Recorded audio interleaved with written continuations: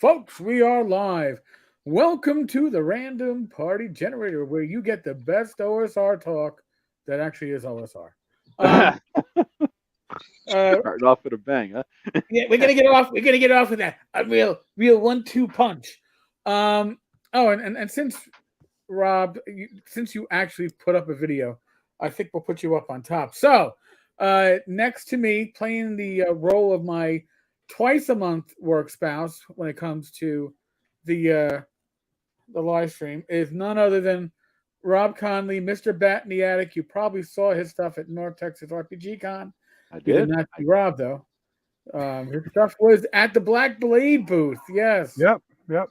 And Uh, the last official Waterlands Bat in the Attic products are can only be found at Blackmaid. So if you are missing something, contact them. there you go. Yeah, yeah. He has the maps. About by the last of his stuff, you're talking about the what you want to call it, Rob. They're not modules. They are, I guess, setting guides plus map. And I Yeah, saw yeah. The several of setting them. guides and the Majestic Waterlands. The Yeah. basic rules for the Majestic Fantasy RPG is not going away, nor is Black Mars. Yep. And eventually, Scourge of the Demon Wolf will be back in print with a different setting. Nice. Same adventure, just back Good. half. Good. Good. It's Yeah. going to Yeah. have a different And setting. what about the Potato Lord? We'll You get to betcha he's coming for you, Greg. You better we'll lock get your doors and close we your got windows. yeah, we got some news on that, which we'll touch on. Did We're talking you? about North Texas. Hold it. Let me finish the introductions. You got Joe the Oh, lawyer. sorry. Hey. You Hello. got Joe the lawyer, the devil himself, but he is only the secondary devil. Bad Mike at North Texas is the Yes, primary he is. devil. Now I know But what you're talking about. when Bad Mike cannot fulfill his duties, Joe the lawyer is willing to step up I and will. fill the role. I will He, wear the horns. I will wear the mask. I will wear the outfit. I will not wear anything that resembles spandex on a fat man. That's where um, I draw the line. I'm sorry. I don't do that sort of Perhaps thing. Satan? yeah, Yeah, yeah, yeah, yeah. yeah. Joe is like your mall Santa. Okay, he fills the role, but he just kind of fills it. Yeah, And just a little bit. the church lady is none other than Greg Chubby Funster.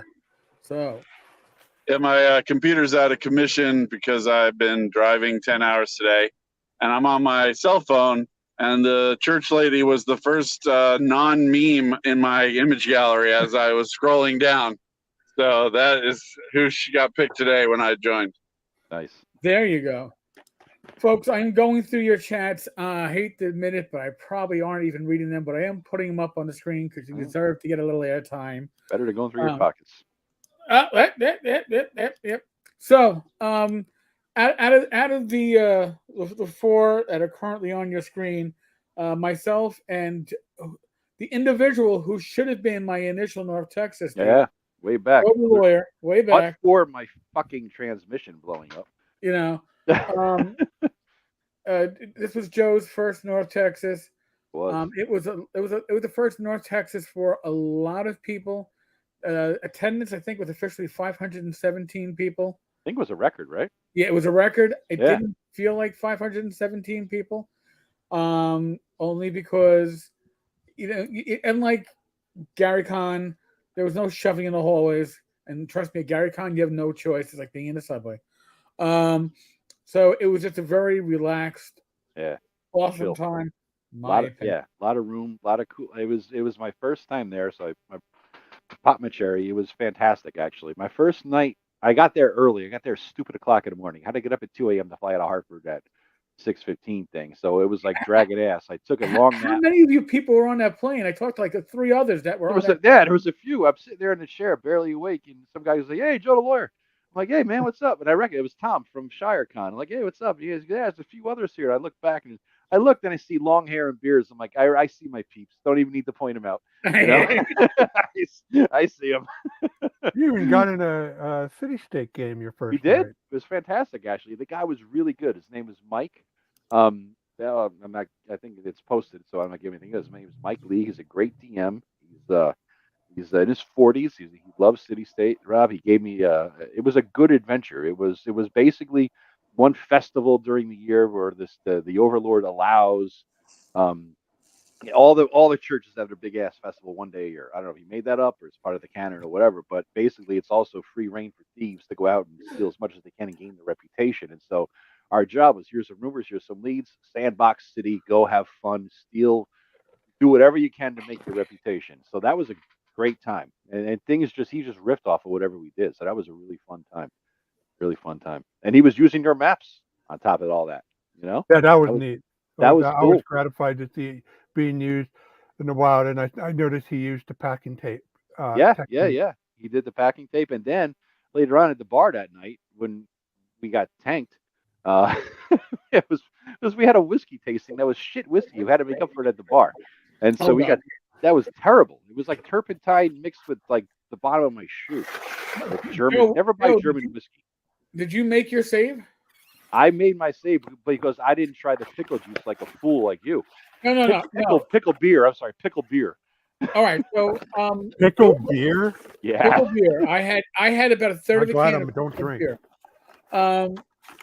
Bill Barr's Pacesetter Games was pretty much laid out the next day. Jim Kitchen had severe stomach issues, including possibly projectile. Rach was. I saw her the next day. The room was still spinning for her. She said. Yep. So me, I just kind of had frequent emergency trips back to the room. Mm-hmm. Yep. Projectile diarrhea, basically. Yeah. Was this tasting run by a gnome of some kind? It was not run by. He was not a gnome. He was a big dude. He knew his shit though.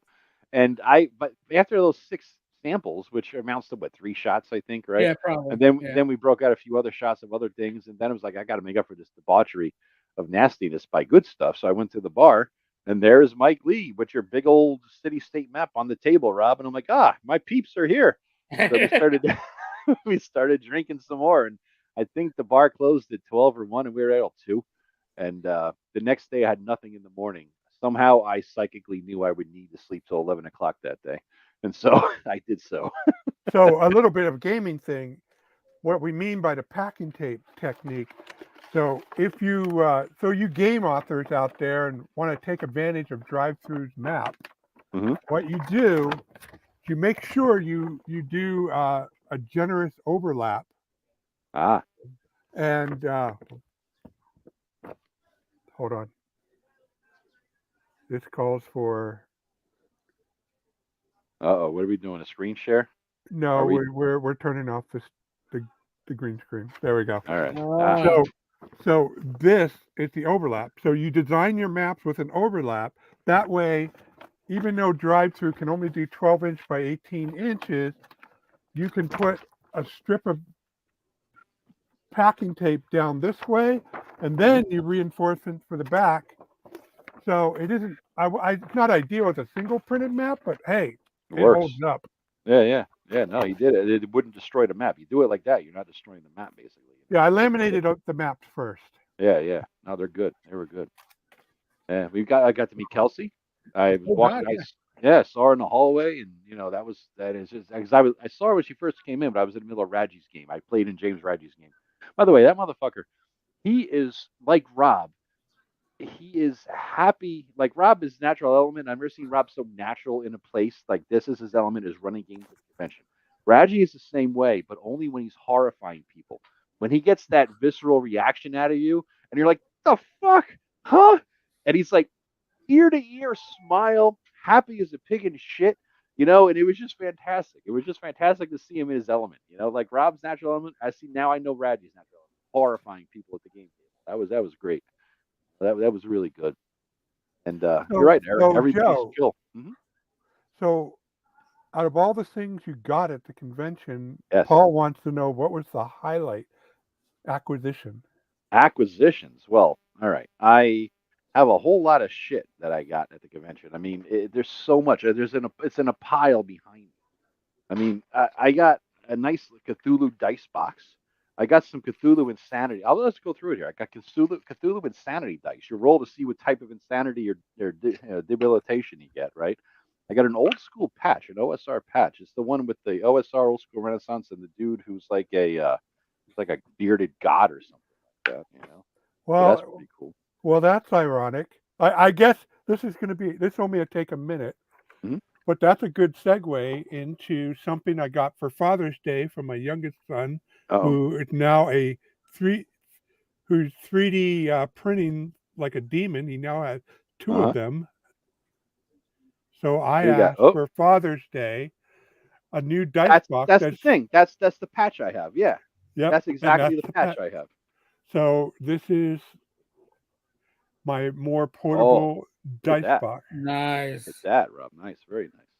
Yeah, Very and nice. these weird things that look like they're holes in the universe. I'm good, but not that good. Yeah, yeah. These are sewing machine weights that you can use to weigh down the maps. So you don't have to do the duct tape that I forgot his name, the DM do. But yeah, so this is 2 inches thick. It's completely 3D printed. Wow. Very cool. Very cool, Hinged. Rob. Oops. And you guys use these artifacts to play with other people in real life? Well, when we play in real life, once in a while, when a random thing actually occurs. All right. So you want to see the shit I got? You want to Sure. actually Yes. see the stuff? I'll pull it out. Hey, So you're gonna put on your mask and I should then have said that differently, shouldn't I have? All right. Yeah, yeah. So let me turn this off. Boom, boom, boom. All right. I'm gonna get the stuff. Dun, which dun, mask would dun, Jim use? dun. All right. Here's one stack. Aha! Oh, hey. B has arrived. So this is called Visions of Cthulhu. They're Cthulhu cards, basically, where it's like dream visions that are creepy ass shit. I think that's pretty damn slick. All right. Oh, yeah. So pull out your cards. Then No I have Comic Games, Ben Burns. Deck of Many Things. All right. It's a custom made one, like generic, like AD&D style, but not exactly the book. I got this at the end of the day. This guy Mark Finn, he wrote something called he wrote this book, Tools of the Trade, but he also wrote like a sort of a definitive biography of Conan's author. What the hell? R.E. Howard. Right. Oh, So yeah, so he had a booth there. It was kind of cool. So I picked this up, and it's kind of neat. It's a whole lot of different things for thieves' missions, basically creating and running fantasy heists. So that's pretty cool. I got the Gardens of Yin, which I have in PDF, and I now finally have a good printout. This is amazing. This is so creative the way they did this thing. It's just like a fantasy, weird kind of fairy garden. A lot of tables, a lot of things that could happen. It's just really kind of wait a cool. minute, wait a minute. You like that fairy garden, but you don't like the one that you guys were going. Rob, you had a leprechauns I that knew rhymed. that was coming. Leprechauns that rhymed, Rob. That's all I gotta say. Even Tim had no patience, started slaughtering shit. All right. I got 200 monsters, creature cache, 200 monsters of old school gaming. I don't know, new big dragon, whoever the hell this is. Rich LeBlanc. Okay. Yeah, Rich LeBlanc. Okay. I Rich, nailed his table. yeah, Rich won the Three Castles Award a few years back. Yep. And I picked up that book too because I was going through. I pretty much bought every single thing LeBlanc had on his table. So Yeah, got he's that. best known for the D30 Sandbox Companion, Yep. D30 DM's Companion. He got this too. Richard LeBlanc has the Thieves' Cant Dictionary. He just did some research and has all these different, every bit of Thieves' Cant that there is. He put it up there. Cool. It's really neat.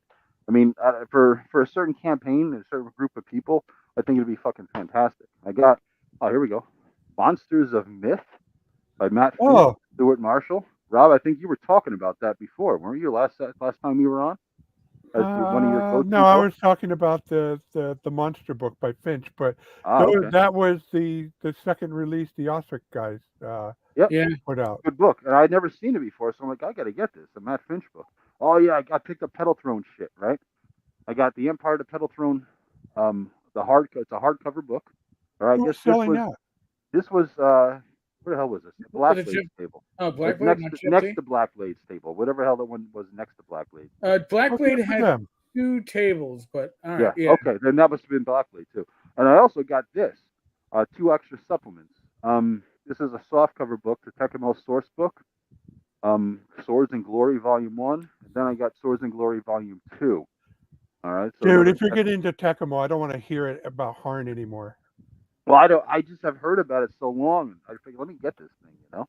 Then I'll hit Joe Block's table. He had something new that was out since the last time I saw him. It says, Joe, I have literally everything you ever published except your Mega Dungeon, which, by the way, he's looking like he's going to publish a new edition or a revised edition Yes. or some special commemorative Revised edition. edition. Yep. I said, I'm going to get that when you do. Except I said, about everything at ShireCon. What do you have since then? And he held up this.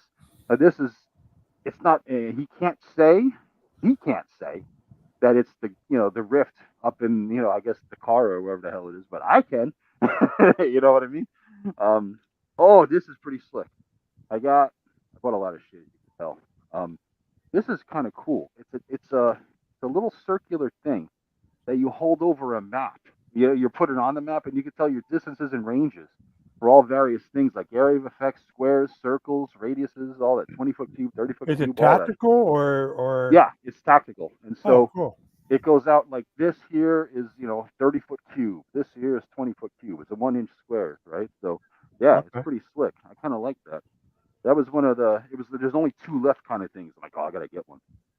Okay, and then this I got from Skeeter Green and Luke Gygax, the Dread from Geneva Lake, a Call of Cthulhu module. So I picked that up. Nice. It's the one thing I did buy from Skeeter.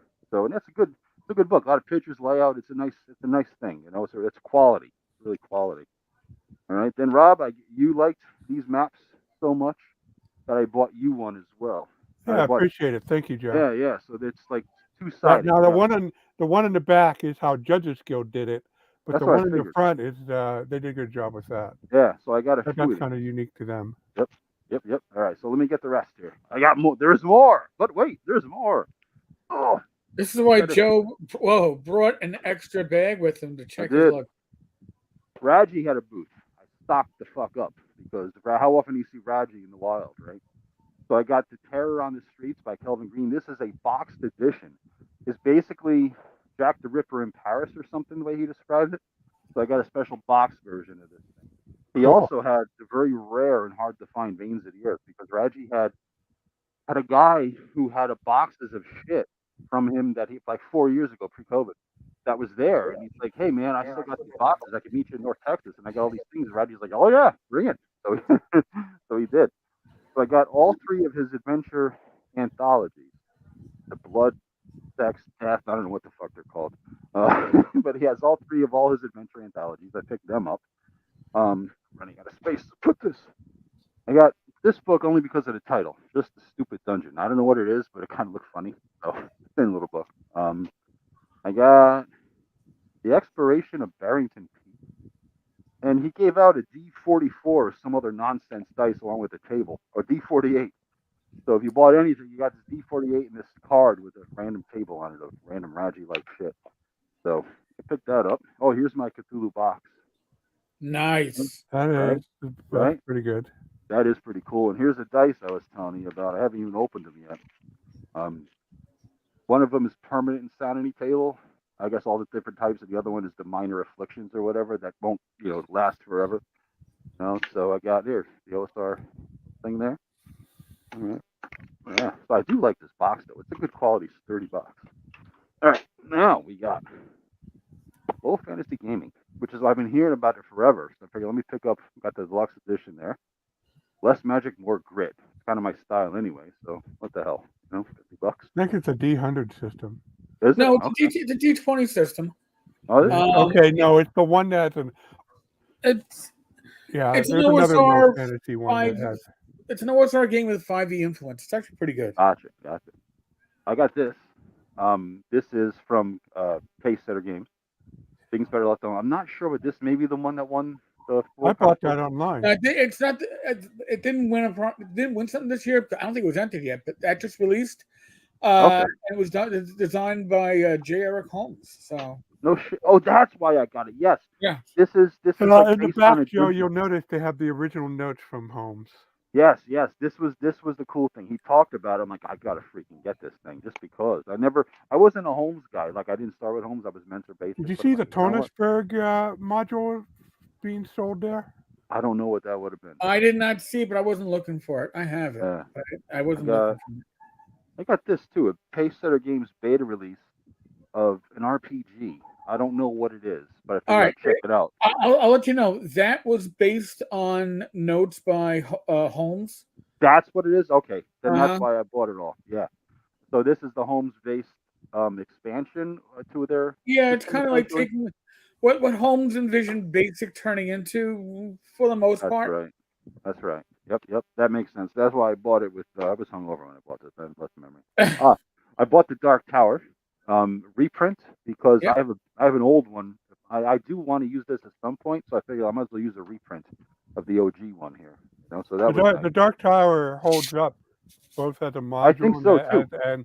and its format as a just using it during play.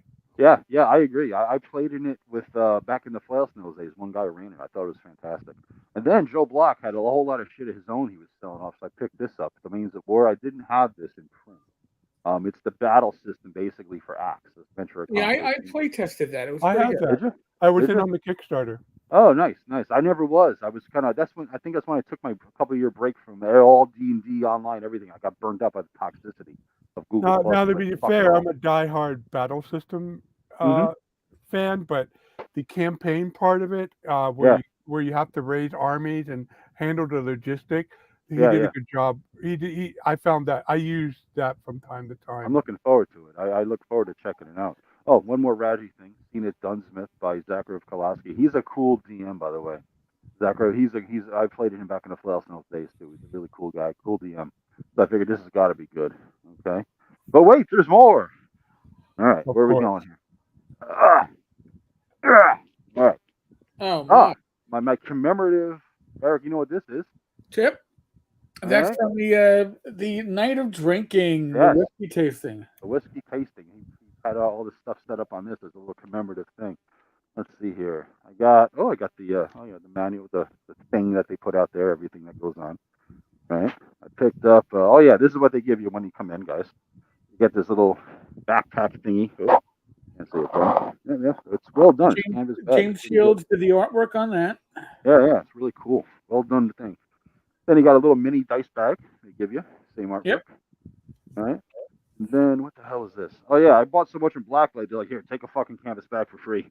So I got all that. So that's kind of nice.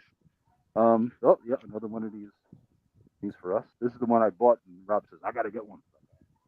Joe Block. Joe Block fucked up. He was on the pre-show. Remember Wednesday night, Eric? And he was there just checking in because he was setting his booth and whatnot. You know what he failed to mention? What? This.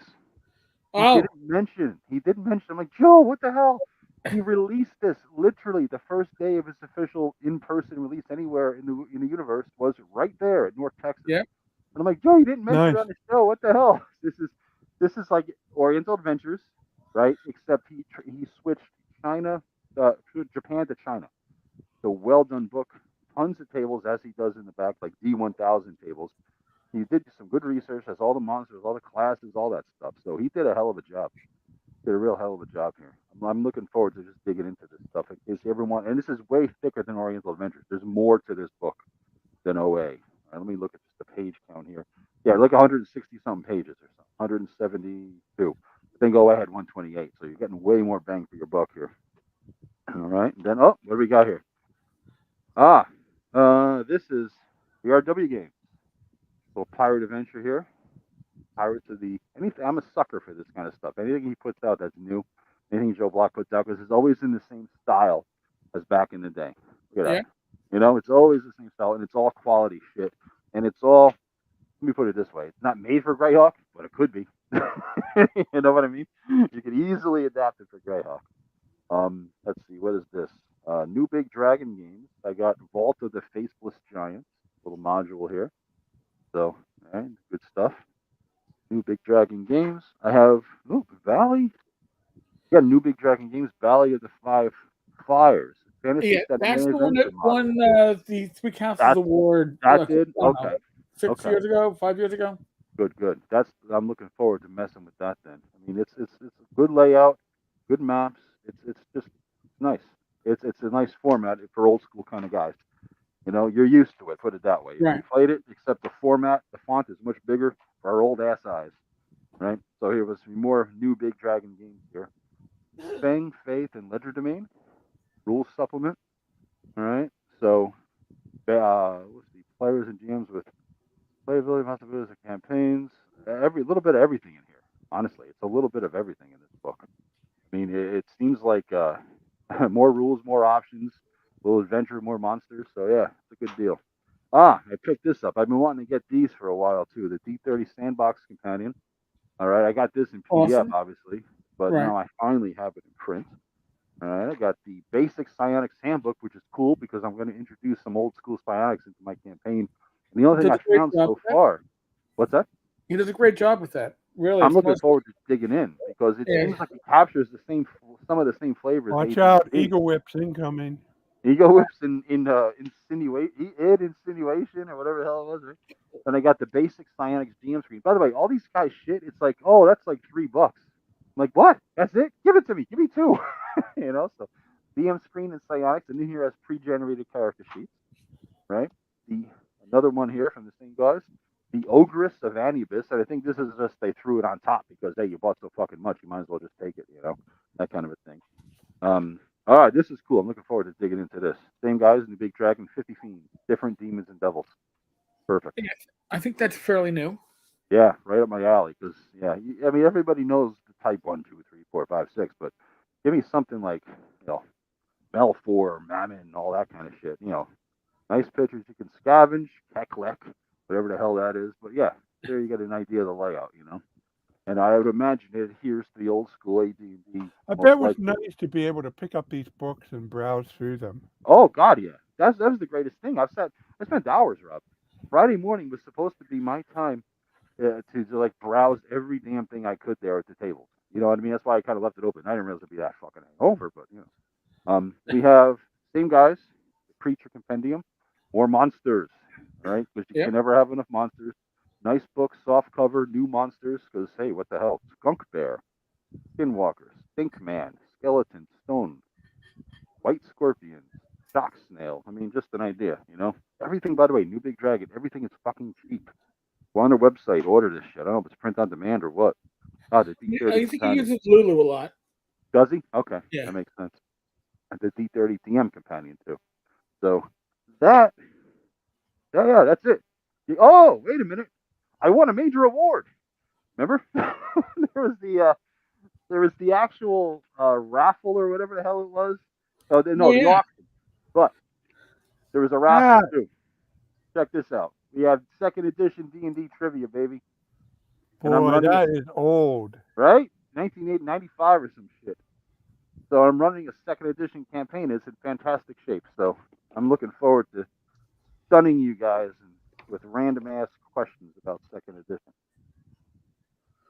All right. So, a lot of fucking in-depth questions. So I was going to pull a random one out that looks simple, but these fucking questions are deep.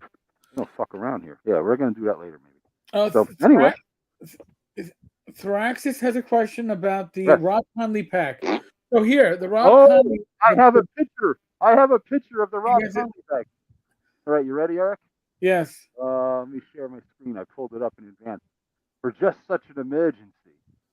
Sure I saw it in person. By the way, Matt, this came today. There it is, Eric. I'm sharing it, I think. There's the Rob Conley bag. The Seats of the Russet Lord. And that looks kind of like Rob, just kind of like with darker skin. That's a pretty good illustration. I gotta say, it was. I love the potato. I still don't get the receipt part, but hey. I don't know. Receipts.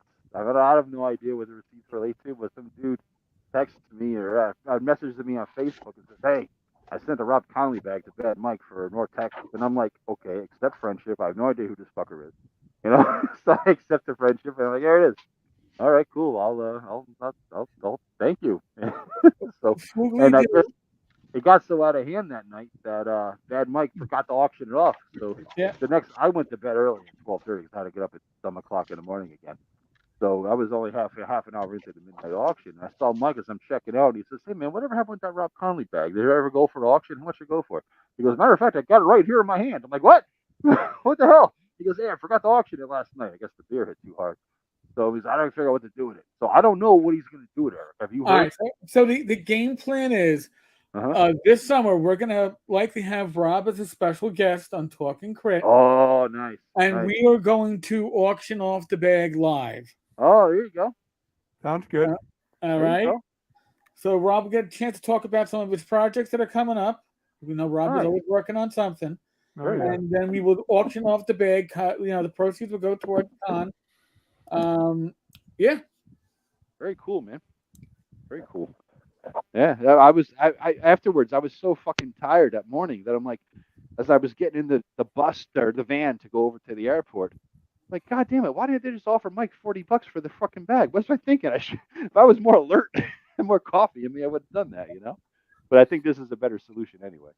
Yeah, there were actually a couple of things that didn't get into the auction that were supposed to, including some James Shields parody art of, and I think there was also the what did get in there. Fugli's like Bad Mike was wearing a shirt with the Wizards of the Coast under new management, and basically the front of the shirt was a paladin in hell. But in front of the paladin fighting in hell, you got Bad Mike as the devil. You got Rob, his brother, in his Speedos. You had Kurt Gould. Was that who was wearing the Speedos? Jesus Christ, Yeah. That was a sight I can never unsee. Okay, I'm sorry to interrupt. Matt, what the hell are you looking at? Are you looking at porn again? Sorry. I just got Pirate Borg in the mail right before I got home.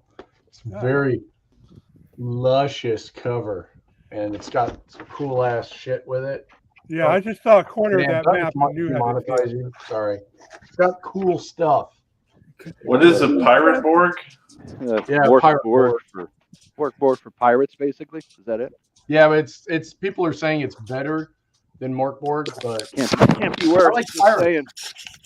Can't be worse. Just saying. I just thought I'd liven it up because I'm sure everybody is just on the edge of their seat looking at the 400 items that you bought. I actually have a sneak preview of an item that I had shipped to my house while I was at the beach. Oh, nice. What do you get? I'm going to try to turn on my camera here. Is it the Shadow Dart? Or what is it? Sun? What is it called? Shadow Sun. Oh, nice. So this is man, it's hard to hold this at the same time. This is a Shadow Rim, which is like a Skyrim thing. You can see I need to set it up with premium color instead of regular color. But it has kind of character creation with backgrounds and signs. For doing, instead of a class system, it has a star sign system like in Skyrim. And then there's a bunch of star signs that have different. You roll off of a table like a class in. Wow, that's looking good, Greg. Shadow and God, it's too many names. Shadow Dart. And then I have like starting equipment, random stuff, so that you just come in totally random with padded armor and round shield. And then I have spell descriptions and stuff in here and shouts. Very cool, man. Like in I got one comment to say, Greg. You got to slow down, or Kelsey is not going to have any shadow followed by a noun named to use herself. Look, I took 2 weeks off to play Crusader Kings, man.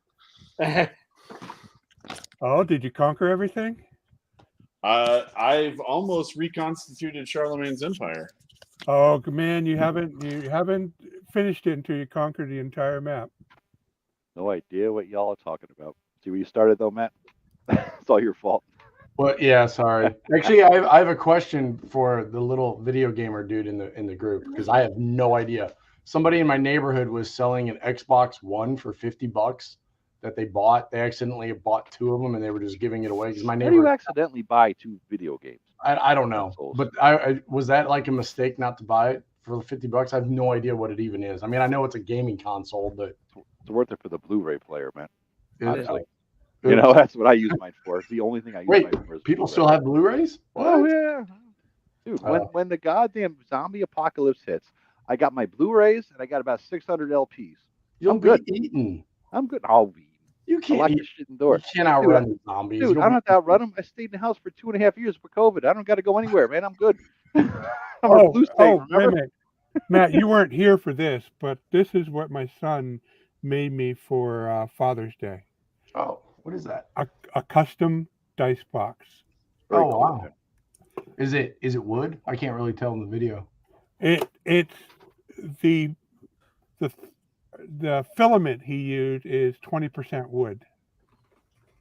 And look at that OSR patch there. That's very Yeah, cool. I think I have that patch downstairs. I bought it from whoever was selling them back in like Google Yeah, Plus. so I gave him my logo and said, I want my logo, but I That's also cool. gave him the patch and said, I want a little indentation on the top where I can tack in the patch.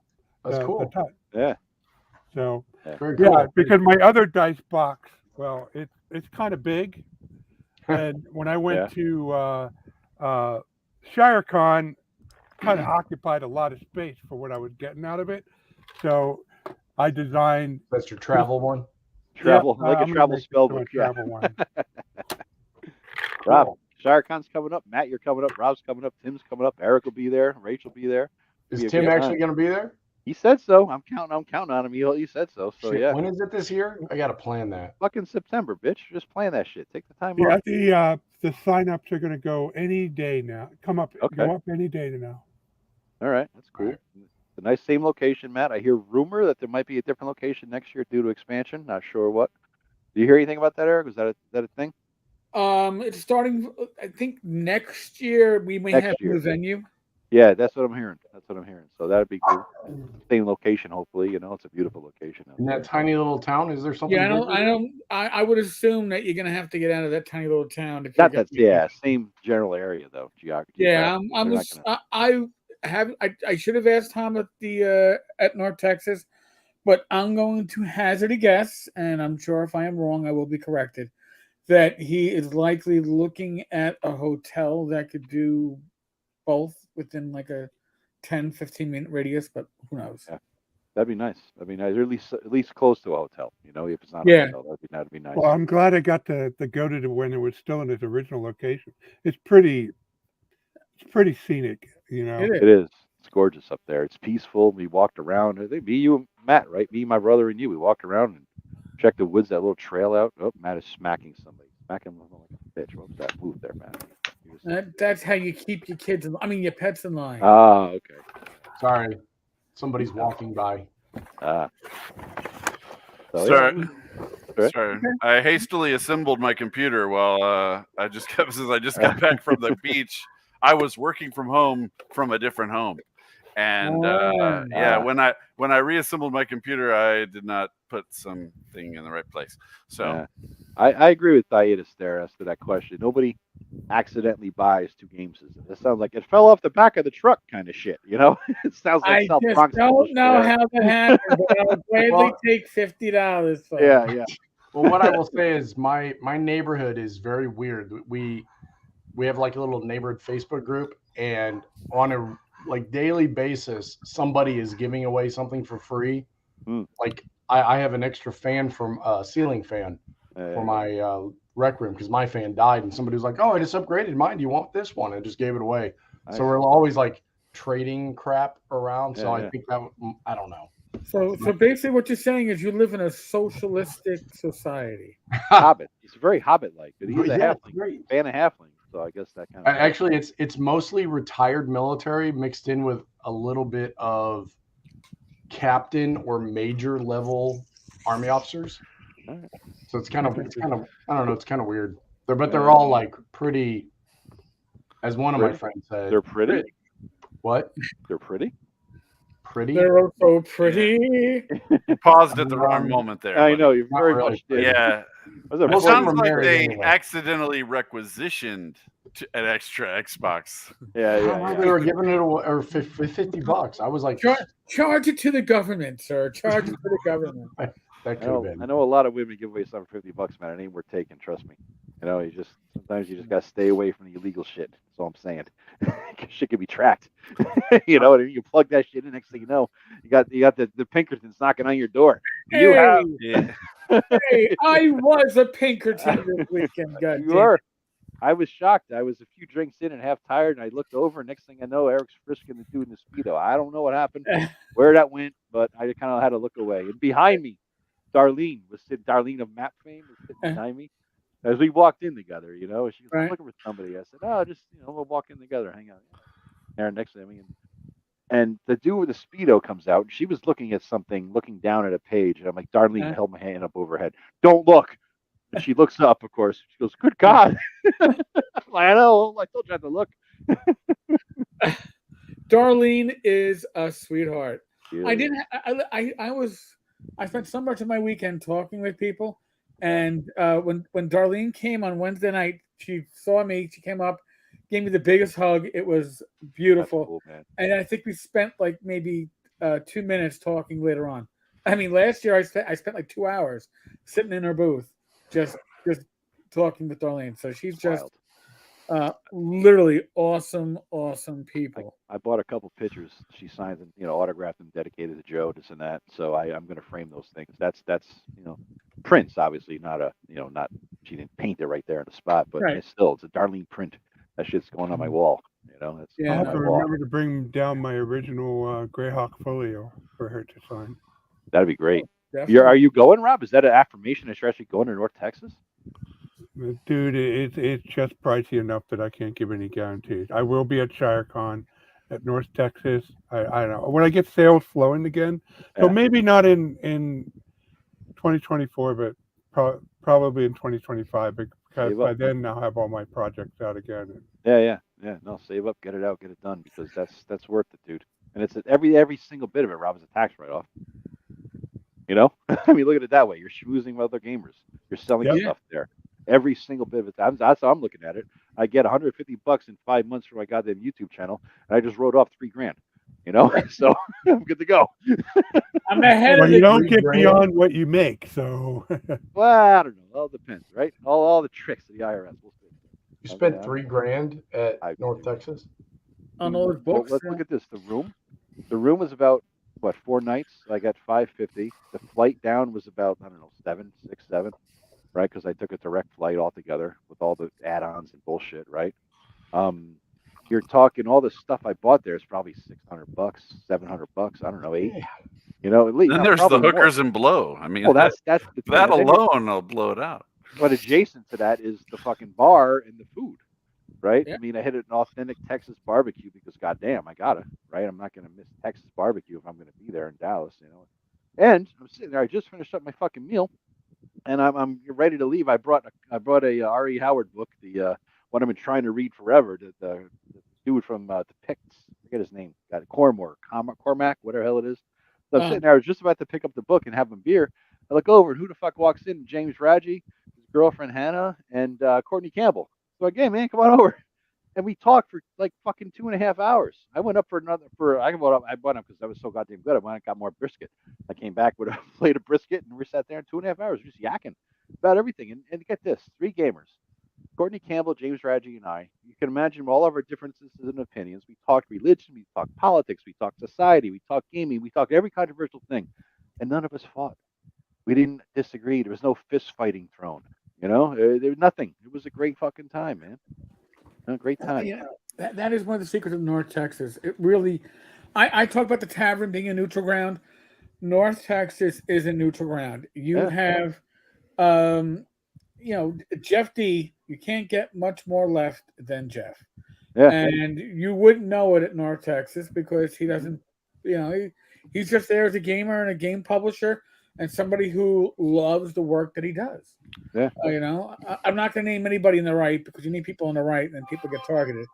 But, but I mean, there are people from both sides of the aisle and a lot of people in the middle. And it has never been an issue in the years that I've been there, which is just a beautiful thing. Honestly. And, nobody has to do it. I mean, Janelle was there. Did you have a chance to talk with Janelle? No, I saw her there when I was I was late for a thing. And then when I came out, she wasn't there. And she was there only in and out a little bit at her little table. I couldn't find her on a regular basis. You know what I mean? Right. Where she was sitting. I did want to say hi to her, but I couldn't get a chance. I was hoping to maybe get her to sign the Dark Tower I bought, that's just kind of, I mean, again, it literally covers all spectrums. It is dare I say it, the rainbow of the OSR for real, because it covers the whole spectrum of the community. So I talked to Steve Marsh for how long? At the bar, right? Oh, listen, Steve is an awesome person. I've known Steve now for years, and to be able to say something like, "I know Steve Marsh," I know Merle Rasmussen, and to be able, and they know you when they and listen, it was funny with Ray tonight because hey, look, Steve and Joe have that lawyer connection going. Yeah. We were yakking at the bar, and then I saw him 2 days later, and we talked for another hour, just standing in the hallway talking. Fantastic. Steve was just good people. Yeah. No, it was a good time. It's so worth it. I mean, and these folks, they're getting older. Some of them are still around, but they can't make it. So the longer you take to get there, the less chance you're going to get to see these luminaries of our hobby past. Yeah, there was no Tom Wham this year. That was a shame. I always like to see Tom. He's had his engineer's cap, his old engineer's cap, from the railroad. Yeah, he sticks out, and you think, oh, there's Tom Wham. But I played with that. Let me tell you a story about why it's important. If you can go, I mean, if you obviously don't have the resources, you don't. But so for back in the 2000s, I was heavily involved in the space simulator community, and I wrote an add-on that emulated the Mercury space capsule to the point where you could use the original NASA checklist. And I used to go to in Cleveland. They have a NASA facility, and they would have a show every year. And I would, for 4 years in a row, I would go and set up a booth, take my computer, set it all up, rotate it so it faced outward, and let people try the simulator for themselves with me coaching them. And then I didn't make it one year, and Scott Carpenter, who flew the second Mercury orbiter space mission, was there, and then he died the following year. So I mean, I missed my one chance to meet a real Mercury astronaut and have him look at what I did. Well, and that's just it too. I mean, what I started, you're not going to see Frank Metzler going to very many cons anymore. You're not going to see Tim Cass going to very many cons anymore. Dennis Sester, this might have been his last. These luminaries are getting older. Yeah. I mean, I played with Merle Rasmussen, but he's a younger guy. I even know who the hell he was. He was a red-haired dude, right? You were talking to at the bar that night? Yeah, I played with him in somebody's Ash game, a Hyperborea game. And I'm like, afterwards, I'm like, Rasmussen, I know that fucking name. It was one of those things, I can't keep track of who I don't know. Yeah, I would have been so. I would say, you're the poster guy? No, just kidding. I know he's from Top Secret. Yeah. So, all right, we have spent 50 minutes not talking about the quote topic of the day, and I actually I forget the name of the channel because here I'll throw a little weight around. Douchebags are us. It's a small channel with a small number of viewers. Just about 1/6 the size of this channel. Yep. Okay. Which is why they were so eager to throw some harsh terms around. Oh, yeah. I mean, they threw around autistic as an insult, which honestly, I took it as the insult that they meant it as. Yeah. And they basically, this is one of those bad, wrong, fun jackass shits. I mean, listen, we pick on 4E constantly and whatever, but if that's your game, great. You can role play it. Tell people that if you're not, but if you tell people if you don't play the way we tell you to play, go play a board game because you're not playing. You're not role play. You know what? In all honesty, go fuck yourself because you're being a total jackass. The OSR isn't being the jackass. You two C words are being the jackasses. Mm-hmm. That'll probably demonetize me, but hey, Just say the C word, not say. Hey, so in all my years, delete our comments. Did they delete our comments? I'm on their page, and I know I made a comment. I know Eric made one. I don't see our comments on there. No shit. I saw you guys comment. Hold on. I haven't refreshed my I just page. shared the link in the. our That's a private different chat. thing, though, Matt. That's a different one that you shared. Is it? Yeah. You Oh, shared my something bad. else. Are we talking yeah. about the OSR is wrong about story? Yes. And D&D? Sorry, Yeah. I clicked on the wrong link. Our links are there. I'm Even the pundit reply. I don't know where the hell he Yeah. came across these guys, but even he made a comment like "you're fucking assholes" in a nicer way, in a better way than that. He made several actually. No, our comments are there. Sorry, Yeah, they are. I jumped the gun. Now- So Go ahead, Rob. you know how detailed I get with my Majestic Waterlands, and I've been running it for years that way. But I've learned through much ridicule and sarcasm, rightfully directed at me, that really all I need to make my campaign work, if somebody's not interested in being an actor, if somebody's not interested in writing any kind of background, I can make it work with just the only requirement I have is that you role play when you are playing in first person. Okay, that's the only. If you willing to do that, then everything else will flow. And you guys recently experienced, you Greg and Joe recently experienced my city state campaign, Yeah. and I tried to get a background, especially out of you, Joe, but all I got was a guy who was basically an Irish pub guy who Yeah, he lives didn't in the last too long. neighborhood. He didn't last too long. He Yeah, died but fast. even your cleric wasn't much better as far as No, background. I don't do backstory. My backstory. We should preface this by talking about a couple of douchebags made a video on a channel saying the OSR is completely wrong about how they view backstory. Does that summarize it nicely? Does that summarize what we're talking about here? Yeah, pretty much. Nonetheless, did you feel like you lacked a backstory? Did I punish No. you for it? No, and not at yet, all. did you role play connections? I mean, Yeah. you got in with the. It's fun. You had a relationship with not that kind of relationship, but you were buddies with the head of your temple, and Yep. Oh, you're talking two different characters. My first character is one that thief, that rope, or I think you call him a thug. I had a thug who died in a couple of adventures in, but again, it wasn't due to a lack of backstory. It was just due to I died because it's a Rob's game. Using old school rules.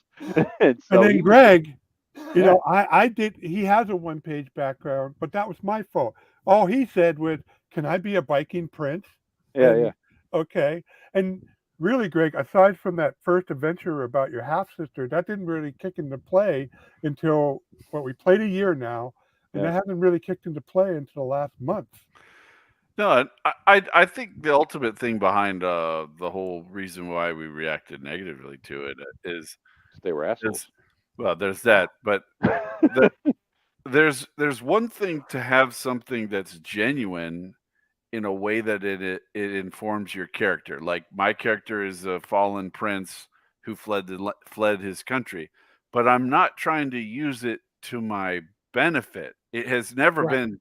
It's never been like, oh, you should do what I say because I'm this Viking prince. It's always been like, I have a goal of doing this thing, but it's not.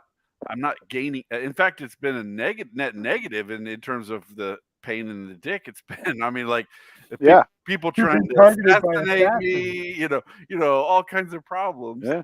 And so, I think the problem that we're looking at is we've all played enough games to know that when the guy comes in with the big, huge backstory, it's because he wants to try to get some kind of benefit out of having written all that shit. We want that game benefit from it. And I think we've all seen it. No, Rob, listen, I had to run an open game one time at a game store because we went from our private room to a new location, and the new location didn't have a private room. You were at an open table, you got to take walk-ups, and all right, this guy wants to play in the game. I'm running Swords of Witchery Light. Sure, I can't say no. I'm open to it. What do you want to play? I want to play a halfling. Not a problem.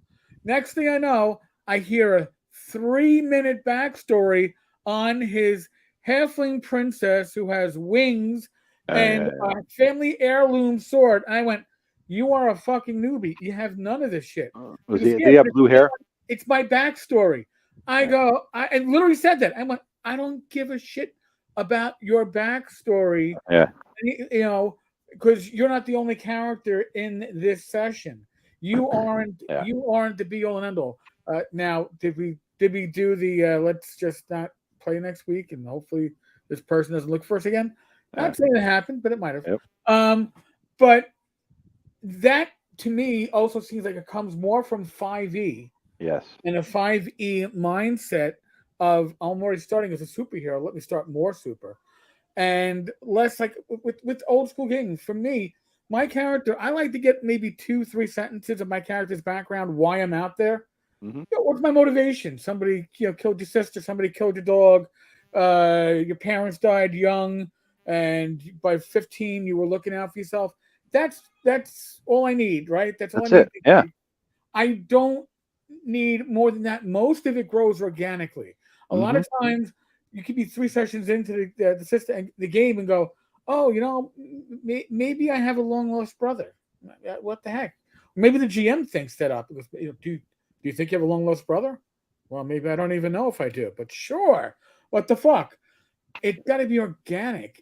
What you start with is means nothing compared to what happens in play, Yeah. in game, which is organic. Except for Not one what thing, you though, pre. Eric. What's the matter, Rob? You gonna There's one disagree with point you're missing. The what? very start of the game, how they have to make a decision about what kind of adventures to pursue and stuff. If they don't have some minimal context, then more often than not, I feel the group's spinning nowhere. That's a Well, I mean, lesson I had to learn. Now you don't oh, need a 3-minute backstory. And I'll explain what the problem I have. I have a problem with that too, Eric. Don't get me wrong, right. but for a different reason. But as far as a backstory goes, you need an initial context. Something. It doesn't have to be a backstory. I guess it could be the situation that the characters find themselves. That Two could serve words: as well. murder hobo. all you need. Well, you know what? Beyond the Wall. Beyond the Wall does it very well. Beyond the Wall gives you connections to the player to your left, the player to your right, and gives you little bits and pieces without having you generate literally why your character should be better than everybody else before you By, start, which is by the why way, there's this guy in the backstory. game at North Texas. He had a table for that shit. He ran a. He was a cool dude. I was a little distrustful as he started off the way he was, but once he get into the game, like this game, the way he runs it is perfect for him and his personality and everything about it is fucking fantastic, voices and all. But at the beginning of the game, he made up tables, random tables, D30 or whatever the hell it was, Right? that we rolled on to figure out what our connections were to everybody else in the group. We each had one or two connections to somebody else in the group. And that gave us an instant on the roll, on the table, boom, we ran with it. Now, that was for a con game that helped us a little bit. They may want to do it somewhat differently or more expansion upon that later on, but it worked. It was fantastic. It was we actually used them in the game right then and there at Yeah, the table. It was nice. that's the big improvement that Mongoose Second Edition, Mongoose Traveler Second Edition. Uh, it's when you make a character with that. At the end of the day, your character looks like one in uh, uh, classic Traveler. Same stat, same characteristic stat, same list of skill. Maybe it's rare that you have a skill over 4, but what they do is throughout that character generation prompt, they added extra steps, not an excessive amount, but Mhm. like you roll steps and you can generate connections with other That's players kind in of the cool. group. Yeah, that's kind of neat. Random, perfect thing to do for a fucking, for a one shot. Here's for something I wrote because back when I started running 5e, I ran games at a library and I ran games at a game store and I also ran my little home group of the old guys. But the library and the game store is where I came across the new breed of player, right? So if after all this backstory nonsense and how cool your guy is at first level and how much you're Superman rather than Batman or even Robin at first level, I added this to my house rules. I wrote character background versus character backstory. A character can choose any background from the player's handbook as their own in game benefits. However, their personal backstory, the narrative of where they came from, why the adventure, their goals in life, etc., cannot be anything that makes you special in any way or that sets up some quest that you must do, i.e., your sister was kidnapped by orcs and it's your life's mission to go rescue her. You are a blank slate, a nobody from nowhere. Basically, your choice of background shouldn't drag all the other characters along on a boring ass mission that matters only to you, is what I'm saying here. Backstory is essentially meaningless. What matters is the story going forward. What you do with your life, the victories you achieve, battles won, glory and gold gained, and your fame spreads across the land. That's literally what I handed to these people. people, and I saw their jaws. Yeah, drop, but there's so many times you can be, and I'm.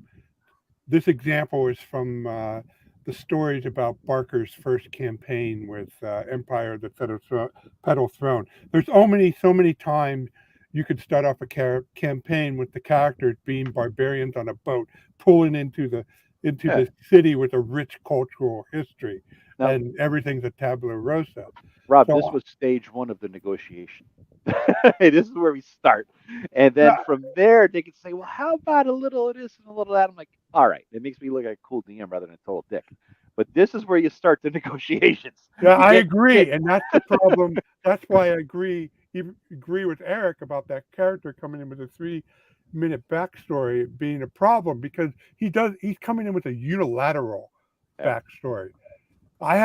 So what I do to overcome that, what I try to do, is, since I got to write my own RPG, essentially, I bake all the choices, all the classes you can pick from, are pre-approved, so to speak. And they're enough of a hook to me to start asking questions, just like I asked Greg. He picked a fighter to start with, and then we started talking with each other, and that's how come we wind up with the Viking Prince. The same with your thug, the same with your priest,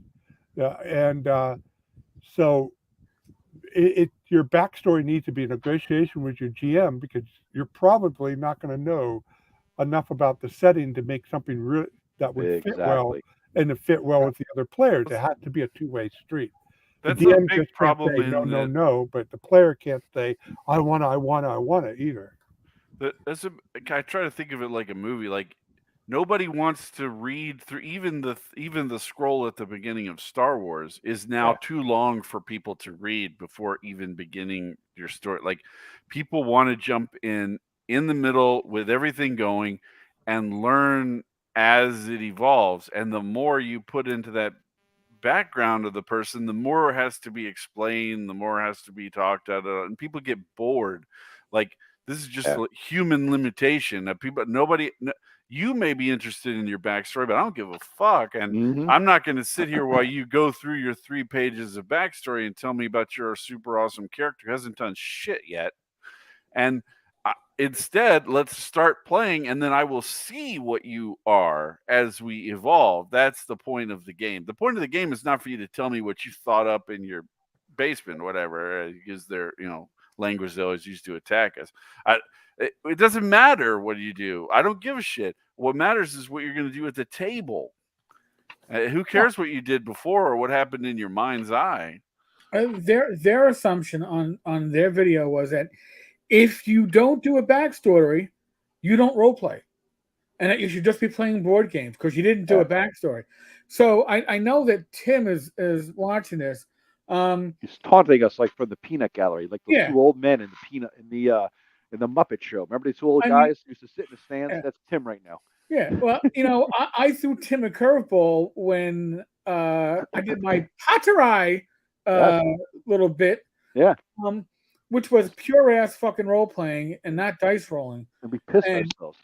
Yeah, and that not having a backstory for my character didn't impact my ability to play my character, because my character was certainly getting a personality and growing as it happened. Now, listen, at the start of a campaign, as a GM, I generally don't know my PCs, what they're capable of and what they're going to do. We have people like Greg, who, when you put him into a position with a pre-generated character, will look at the alignment and go, exactly, I'm going to play this to the T. It's role playing, right? Yeah. Yep. We, as old fucks as we are, as grognard as we are, we still fucking role play. We're not playing board games. And even though we might not play it as that the newer generation thinks that we should, we are a bit more tolerant, apparently, because bullshit. I can out role play anybody from the. I know. New generation. I'm not saying you can't, Rob. They're saying you can't. They are. They're saying you can't because bring it on. Anytime, any place. I'll do the funny voices and everything. You don't. Oh, they said you don't. Funny voices doesn't make role playing. I listened to the fucking video. I God made bless you. rates. I I got subjected 10. rates to it. She was stuck in a car with me for 45 minutes this afternoon, and she had to listen to this shit. God, And my you wife, owe her. You owe her a big I know. ass dinner, Eric. That's and my wife, whose gaming experiences are pretty much limited to cons, but now she games without me around, and that's awesome, is talking back to the car stereo, going, "Are these people fucking morons? What?" She's like, "What the fuck are they talking about?" She goes, "Besides the fact that they don't apparently understand the definition of autistic and they're throwing it around, or a metaphor, because that was," she goes, "That's not a fucking." I'm like, "All right, Rach, calm down. When you're arguing with the car stereo, you're getting a bit too emotionally involved in this."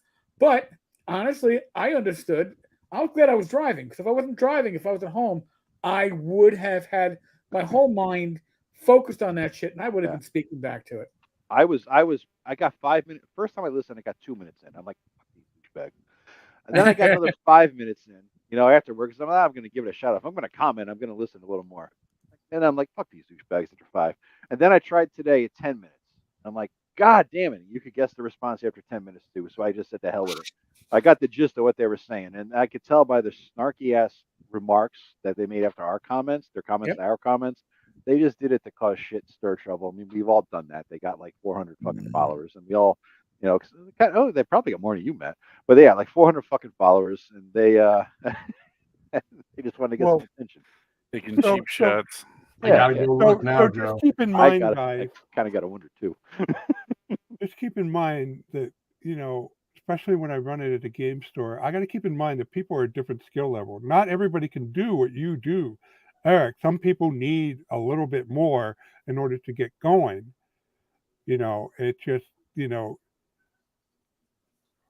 for example, in the City State campaign, even though Joe and Greg were relatively new, so I talked to them a lot, but with Tim and Josh, they knew enough already that they, oh, cool.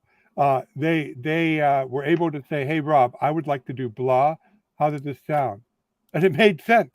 It didn't overshadow the party. It fit what everybody was doing, and it made sense. And I said, sure. So they were experienced. You guys were mostly experienced. You're experienced gamer, not with my setting.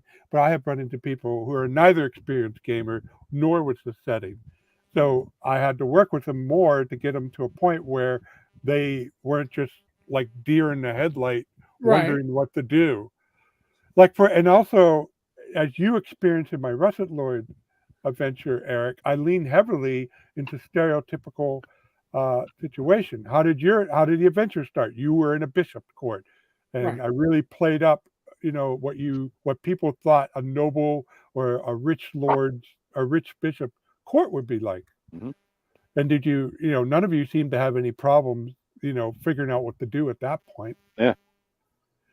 You got a mission that helped, but it was obviously, and every time you guys made an assumption about the fact this was a medieval setting with knights and all that, and monks and all that good stuff, your assumptions proved to be correct, right? Mm-hmm.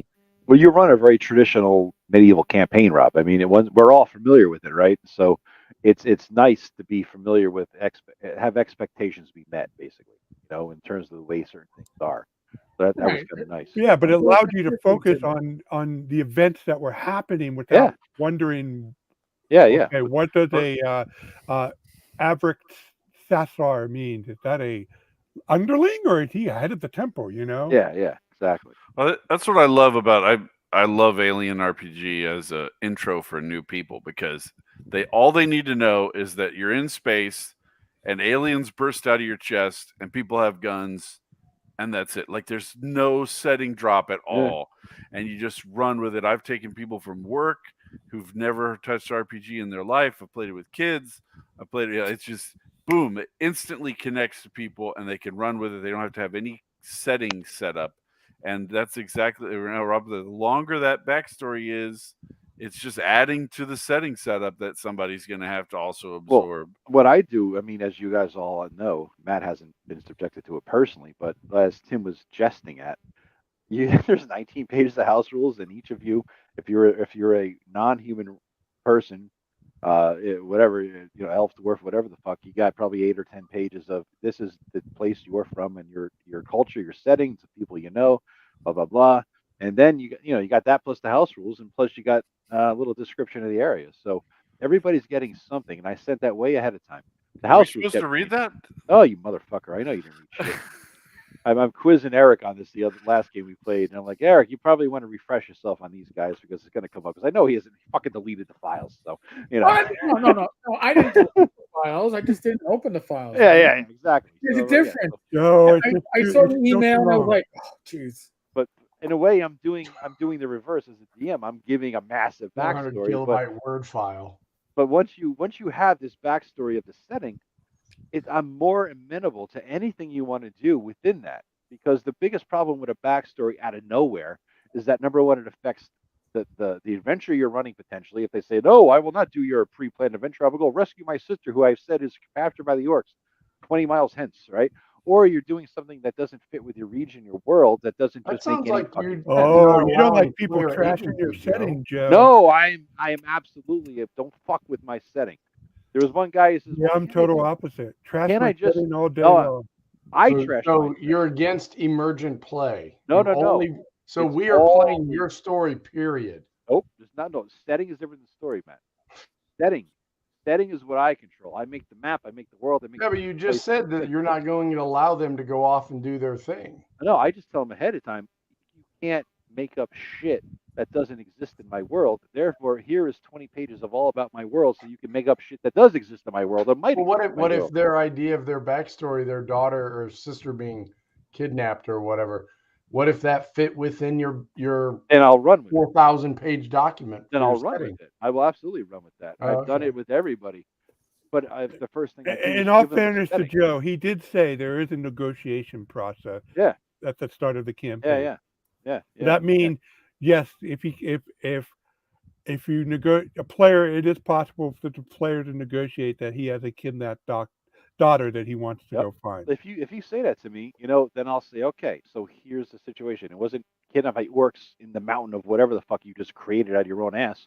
It'll be in a mountain range nearby this place that makes sense, within the setting. And I'm good with shit like that as long as it doesn't dominate the campaign. Because it literally happened to us where one guy started a character in the early 1990s, and he comes in with literally that example. My sister was kidnapped by orcs, and we must go rescue her. And I'm like, fuck you. But I say that both in character and out of character. Fuck you. I ain't gonna rescue your fucking bitch, my daughter. What the fuck? She was stupid to get herself kidnapped. I want to do something else. Don't drag us along on a fucking mission. That made no sense. So here's a parallel track. So what happens if you have a group who's mostly beer and pretzel gamers? And I'm not saying you two are all quite beer and pretzel gamers, but you have somebody say like Josh or Tim, especially his second character, a little bit out there in terms of what his motivation and how he acted. A little dark. He got there in the end. Josh, last guy was. What did you? I mean, he had a backstory from the get-go. Both his, especially his first character, the assassin. And how did you guys react? How did you feel when that all went down? I was pissed, bitch. I wanted to kick his ass, man. That was like. But were you in-game pissed, or you were? Oh yeah. I was in-game pissed, and I was amused out of game. You know what I mean? I was like, "Fuck, he betrayed us." That whole thing, He killed Greg's aunt or whatever the fuck it was. I'm like, God damn it. But out of game was like, that's fucking brilliant. And I'm cool with that shit. I don't mind as long as the player doesn't come in and start dictating the rules of my setting. Right? Or things that, I'm a Griffin rider. Well, Griffins don't exist in my setting. Well, my backstory says I'm a Griffin rider. Fuck your backstory then. That's kind of where I'm at with that. It has to make sense within the balance of what I'm doing. That makes sense? Like they're a little demanding, and you just I am demanding. Allow players. Yeah, I do think Joe's a high watermark for character buy-in. I like. Yeah, you got to read a novel to play in a setting. That's all you got to do. I know. It's only, That's all you got to do. I got to do. I got to set aside a week so I can get his backstory so I can play next Saturday. My introduction to Matt's Shadow Dark setting was there's a cave. Oh God! And then we went in the cave. I'd be like, that was it. That was one shot. I know that was it. I didn't. Hey, and I came up with that driving home from work. I was like, oh, cave. There we go. To say that Matt puts work into his prep. All right, let's just start there. Okay? Why? Why? I'm here to have fun. I'm not here to write a damn book. Oh God. Yeah, Bear I pretzels, learned over the baby. years. Bear pretzels every day. I learned over the years, thanks to Tim and Dwayne, that keep it short in the beginning. But if somebody asks to ask questions and say they want to understand what's going on, I got the paperwork here. Have fun, Joe. Read up all about it. Yeah. No, and Well, and not only that, Joe, I'm going to play devil's advocate. So yeah. you wrote a 40-page synopsis of your setting. Yeah. Do you? And this is gonna. Anyway. Well, not 40, but yeah, I get it. Would everybody in that setting know all of those details? Couldn't a player just come in there and be like, I was raised in an orphanage and I have no idea with all this shit you're talking about with Queen Isabel and they could, King because Mustafa because I only gave the bare bones basic about that shit, Matt. Well, yeah, but I'm just saying, in the world, not everybody knows everything. I mean, no, they don't, and that's why I only gave every player. There's only about the setting, Matt. Honestly, there's only about a page. It's the major things. Bullshit. There's only, and look at the house rules. It's only about a page. But if you pick the gnome from the gnome village like Eric did, Eric got 9 pages about gnomes in that village, right? And by the way, I will blame all of this, Eric, if you could kindly present this. Yes. From the culprit who is not here but is taunting us from the fucking sidelines. There you go. Share that shit, Eric. Because this is where I got this fucking brilliant idea, and you all recognize Tim Shorts of Gothridge Manor fame, who's sitting there mocking from the sidelines like the 2 old men in a Muppet show. Yeah, I've gotten a couple of those too. Yeah. The Goriath Gnome's Guide to the Comor Forest. I don't know where he Google ganked all the art, but this is. I think that's actually kind of cool because he takes the individual.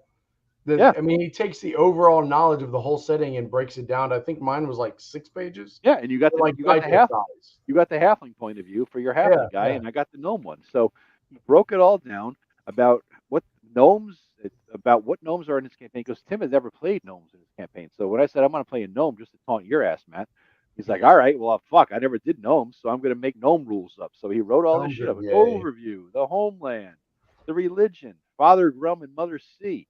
How many pages is it? 6 pages. He talked about lore. He talked about mythology. Yeah, 6 pages. That's like 2 full regular pages. Yeah. He made up one when I was playing a mage. He made one up. Tim, I'm defending you. This is okay.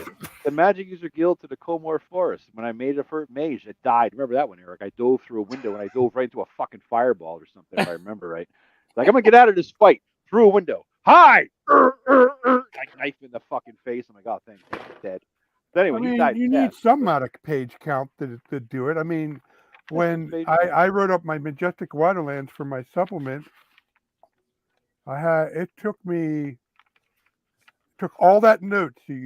I took all the notes that you saw, Joe, and I distilled it to it's 50 pages digest, so it's 25 pages letter size. But that's a summary of everything from north to south. So if we're talking just city-state, then it's 4 pages digest. And, so that is a little bit of reading, but I don't think that's excessive. No, I don't think 20 pages is excessive, as long as I get it to you a couple months ahead of time. I mean, plenty 20 pages? 20 pages of house rules, and there's only 1 page that was setting related. Joe, I think you're smoking some heavy stuff tonight, man. This is some BS. Hey, we're going to play AD&D, which has 2 books that are like 300 pages or 350 pages together. Yeah. And then I'm going to have 20 more pages of house rules. It's technically the problem with your house rule, Joe, is you need to take that RTF that I gave you of 2E, modify it with your house rules, and say this is the rules. Let me tell you something. Greg's a motherfucker. Right, Greg? About a couple weeks ago, you made a comment to me after something or whatever. You're like, you turn it into Rob, because I was doing this overkill with prep and setting and details. That is not what I said. I said that you were. Oh, you better defend yourself. Yeah, I'm right here. The fate of your character rests in my hands. It was he had been complaining in the past, which you will confirm here, Rob. He had been complaining that he asks you a question and you answer with a whole comprehensive answer with all this resources for him to read to answer his question, and he's like, "Geez, this is way too much." Okay, and he cries like a little bitch, right? I never. I wouldn't say I he don't cried know like a your little talk. bitch, but Okay, Wow. so that's I what don't he even does know what on you're text talking about. message like 5 or 6 times. He does this bullshit.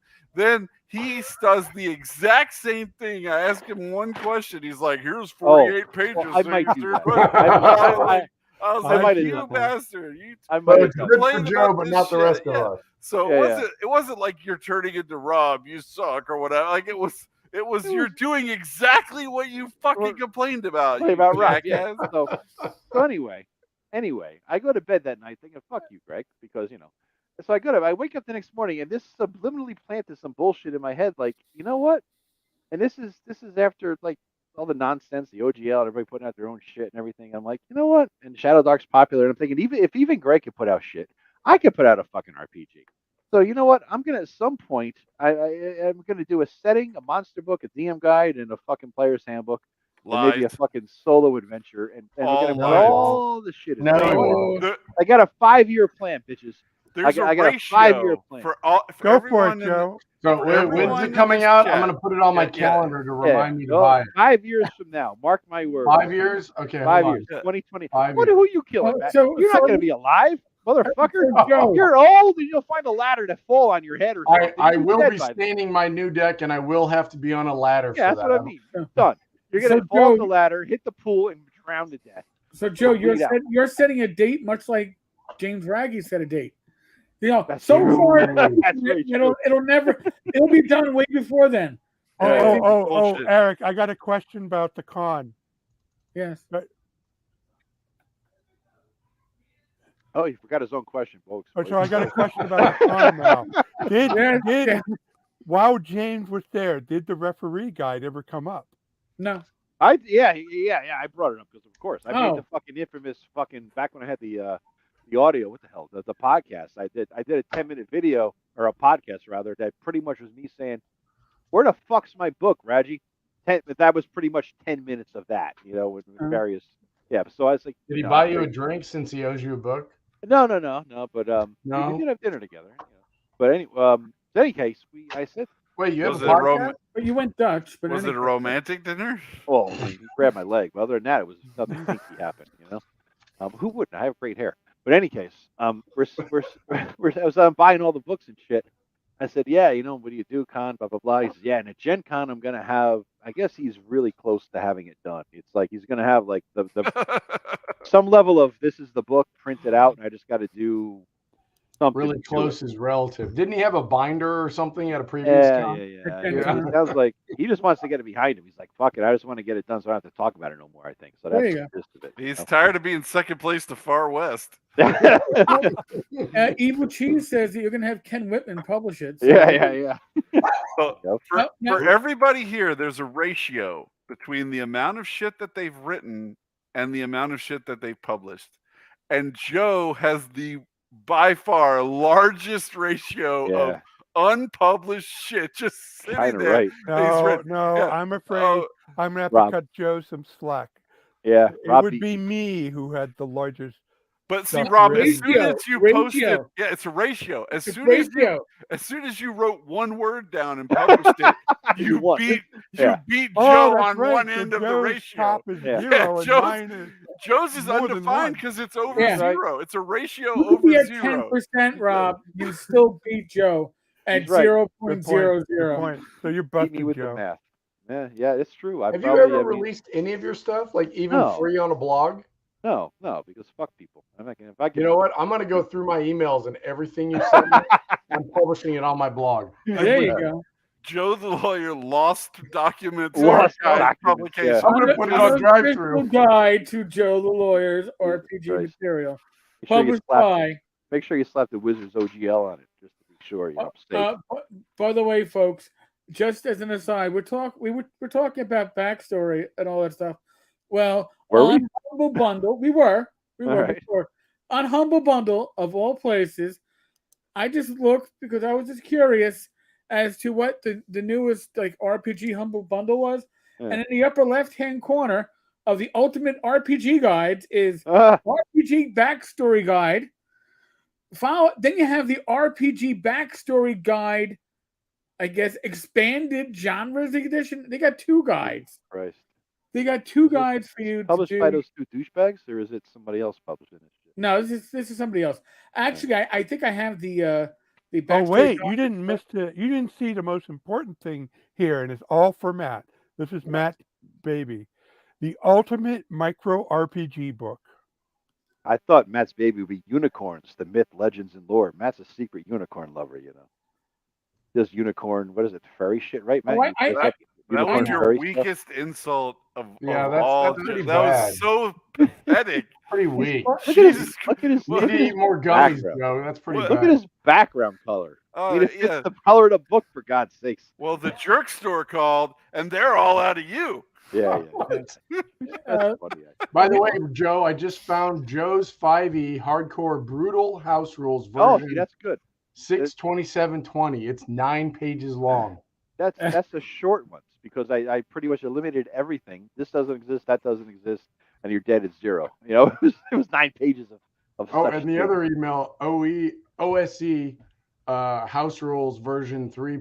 How many different versions of these do you have? Well, generally my version numbers are the date I last updated. yeah, So, that's what this is. It's 3 Yeah. pages long. yeah. Oh, I see, short. You only Yeah, need this 3 one's pages. short. Yeah, It's yeah. not double spaced. So I have an Ash one. I have AD&D one. I have an Osric one. travel journal. Oh, it's a page long. Yeah, I don't fuck around, man. Fuck, I always gotta have house rules. And your game is not a game. It's not your game until it's house ruled. we could do a whole episode on that shit. Yeah. Well, no, we can't. We'll start it, and then we'll talk about something else. For another 45. We It'll really be like all the things you've written, Joe. can't. Yeah. Oh, shot. Oh, hey, Speaking more of writing things, trouble. I got, you just can't put your nose to the grindstone and work on your project all I know. the time. Sometimes You have to do sometimes you gotta something put porn on. fun. No, I get it. And Get it. thanks to Kelsey and her writing Shadow Dark, I finally got a break on figuring out how to adapt OD&D, in the form of the rules I wrote to Harn. So, Harn has its own distinctive form of magic called Provaric magic. Wait. Did everybody take a drink when he mentioned Harn? Yeah. Where's your It's Harn fucking and Larp. bingo card? Where's your bingo card, Matt? God I damn didn't it. say, sent it I to didn't say Eric. that L word. So. No, but we need more than if we all have the same bingo card, then nobody wins. No, you got like 3 Well, or 4. So we get our programmer in the group to write up a random thing that generates it and paste it on the freaking So chart. if I say Harn, you have to take a drink? Yeah. Yes. Or at least Harn. Yeah. No, Harn. just the first time. Just This the one. first. Yeah, you can't just keep repeating it. That's Yeah, what Yeah, yeah, you keep yeah. going, Okay, Larp. Harn. Let's sing a Larp. song about Harn. Then I'm gonna get you you at least drunk, got to Brad, rotate. okay. Harn, Larp, Harn.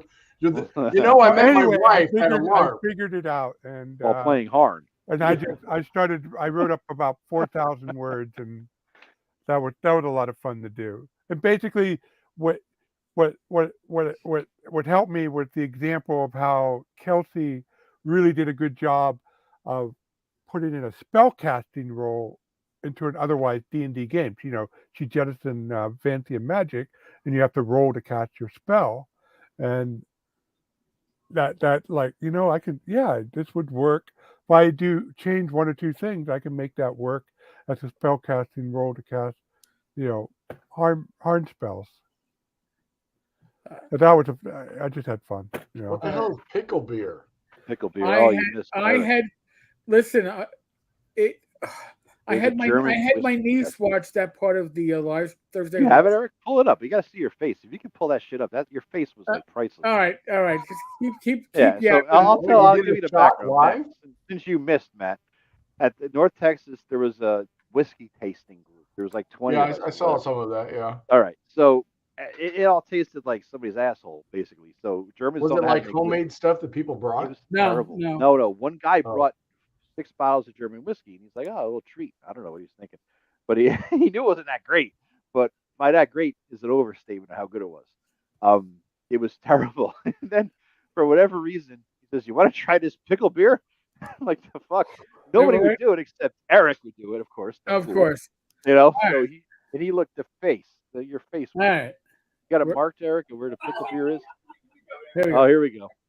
Here we go. It's hard to find around here.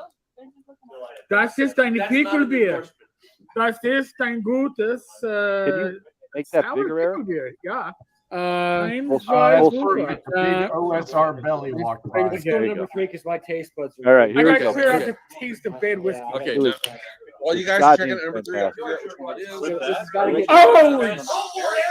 I like pickles. Ah, pickle sack for more. Savor it. Drink it slowly. Pickle juice? Pickle beer. So, Who's the crony now? so Eric, now? I am the so lead Eric, figure. either you did not It make reminds your save. me of like Mountain Dew if you aged it with a pickle for 2 years. Oh my god!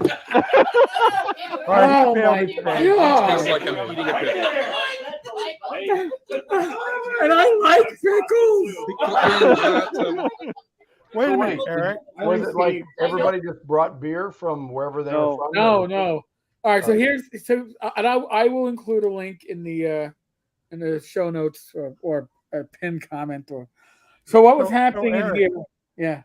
So you're the bartender in the OSR. So is that like the Druid class where you have to meet the challenge in order to raise to the next level? And Maybe. that mean you just failed and dropped the level? No, I didn't fail. Because I drank a third of that thing. Yeah, you chugged it. I couldn't believe after one bad sip in one face, you That started wasn't drinking even a it. sniff. You understand, Joe? That was just a sniff. Oh, that that was wasn't a sniff. even- I thought you tasted it. No, that was Oh, just. Jesus Christ. Bad Mike was sitting next to me. He was. took a sniff. He almost puked. I know. Right? He's at Wait, he's at Joe the wasn't on audience. this? You No, weren't on I the, was- panel? I am so far away you can't see me, Matt, on the right. as is my wont. I'm not on the screen actually. Oh, okay. I'm off But- the screen. But here's the thing. Chris Stodgill, he's the one that does my Sunday post on the blog. Chris has been hosting Whiskey Night at North Texas now for 3 years. This is our 3rd year doing a live stream. And he thought, and usually he guys like, some shitty whiskey, some good whiskeys, had us rated. This time, for his job, he spent like 6 weeks in Germany. So he just picked up a lot of German whiskeys. Germany does not make whiskey No. well at all. I mean, a good German Well. whiskey is one that you kind of go, oh, that only tastes like shit. I mean, honestly, and it was really bad, and it laid out a number of people the next day. Oh yeah. I'm glad I didn't drink it. That was disgusting, dude. Oh my god! But the pickle beer, I mean, that was, oh my god.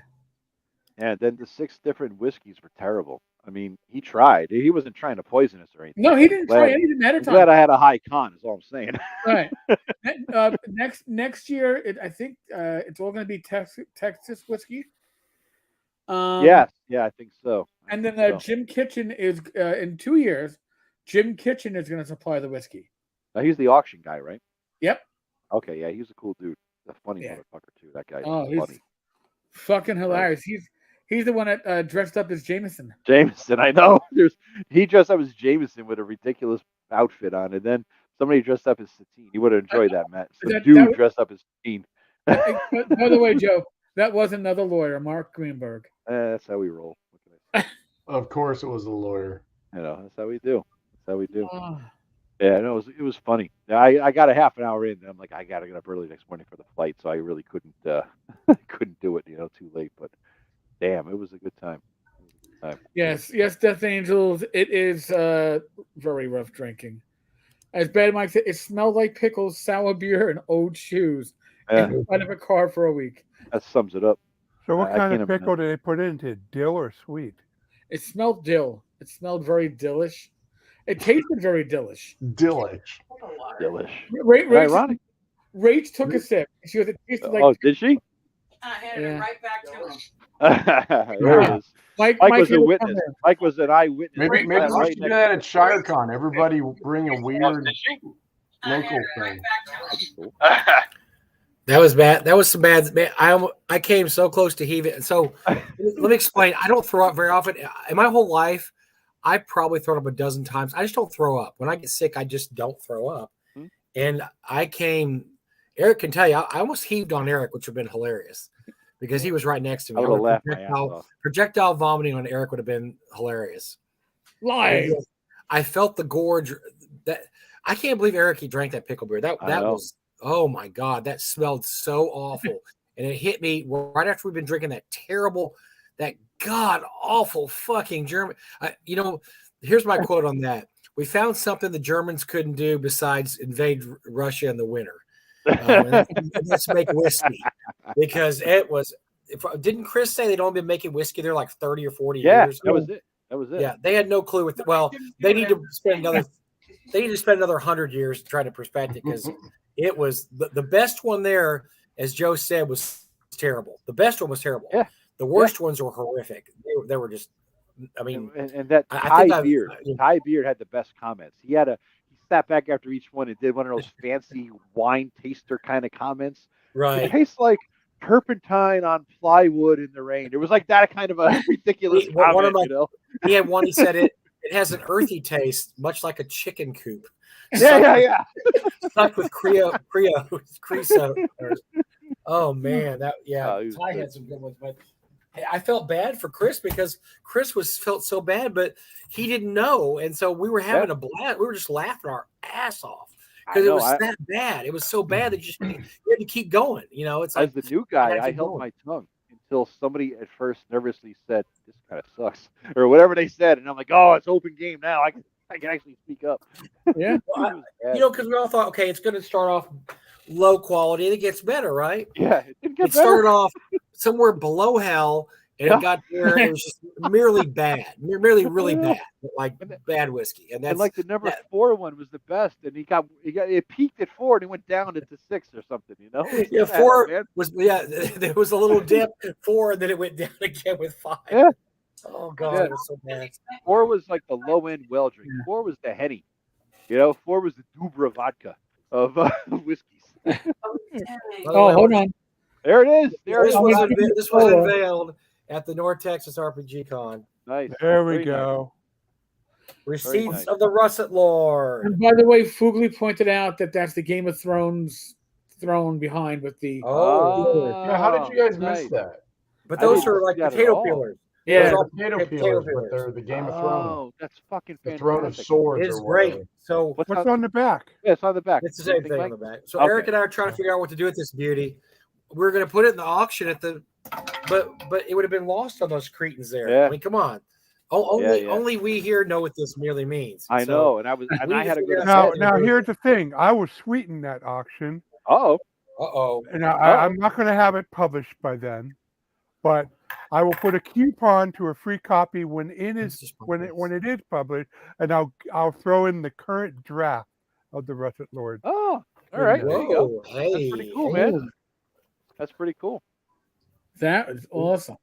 Yeah. Now it's kind of flimsy when it says receipts of the Russet Lord. That's probably all you can put in there because it would snap off and try to put some heavy books or something there.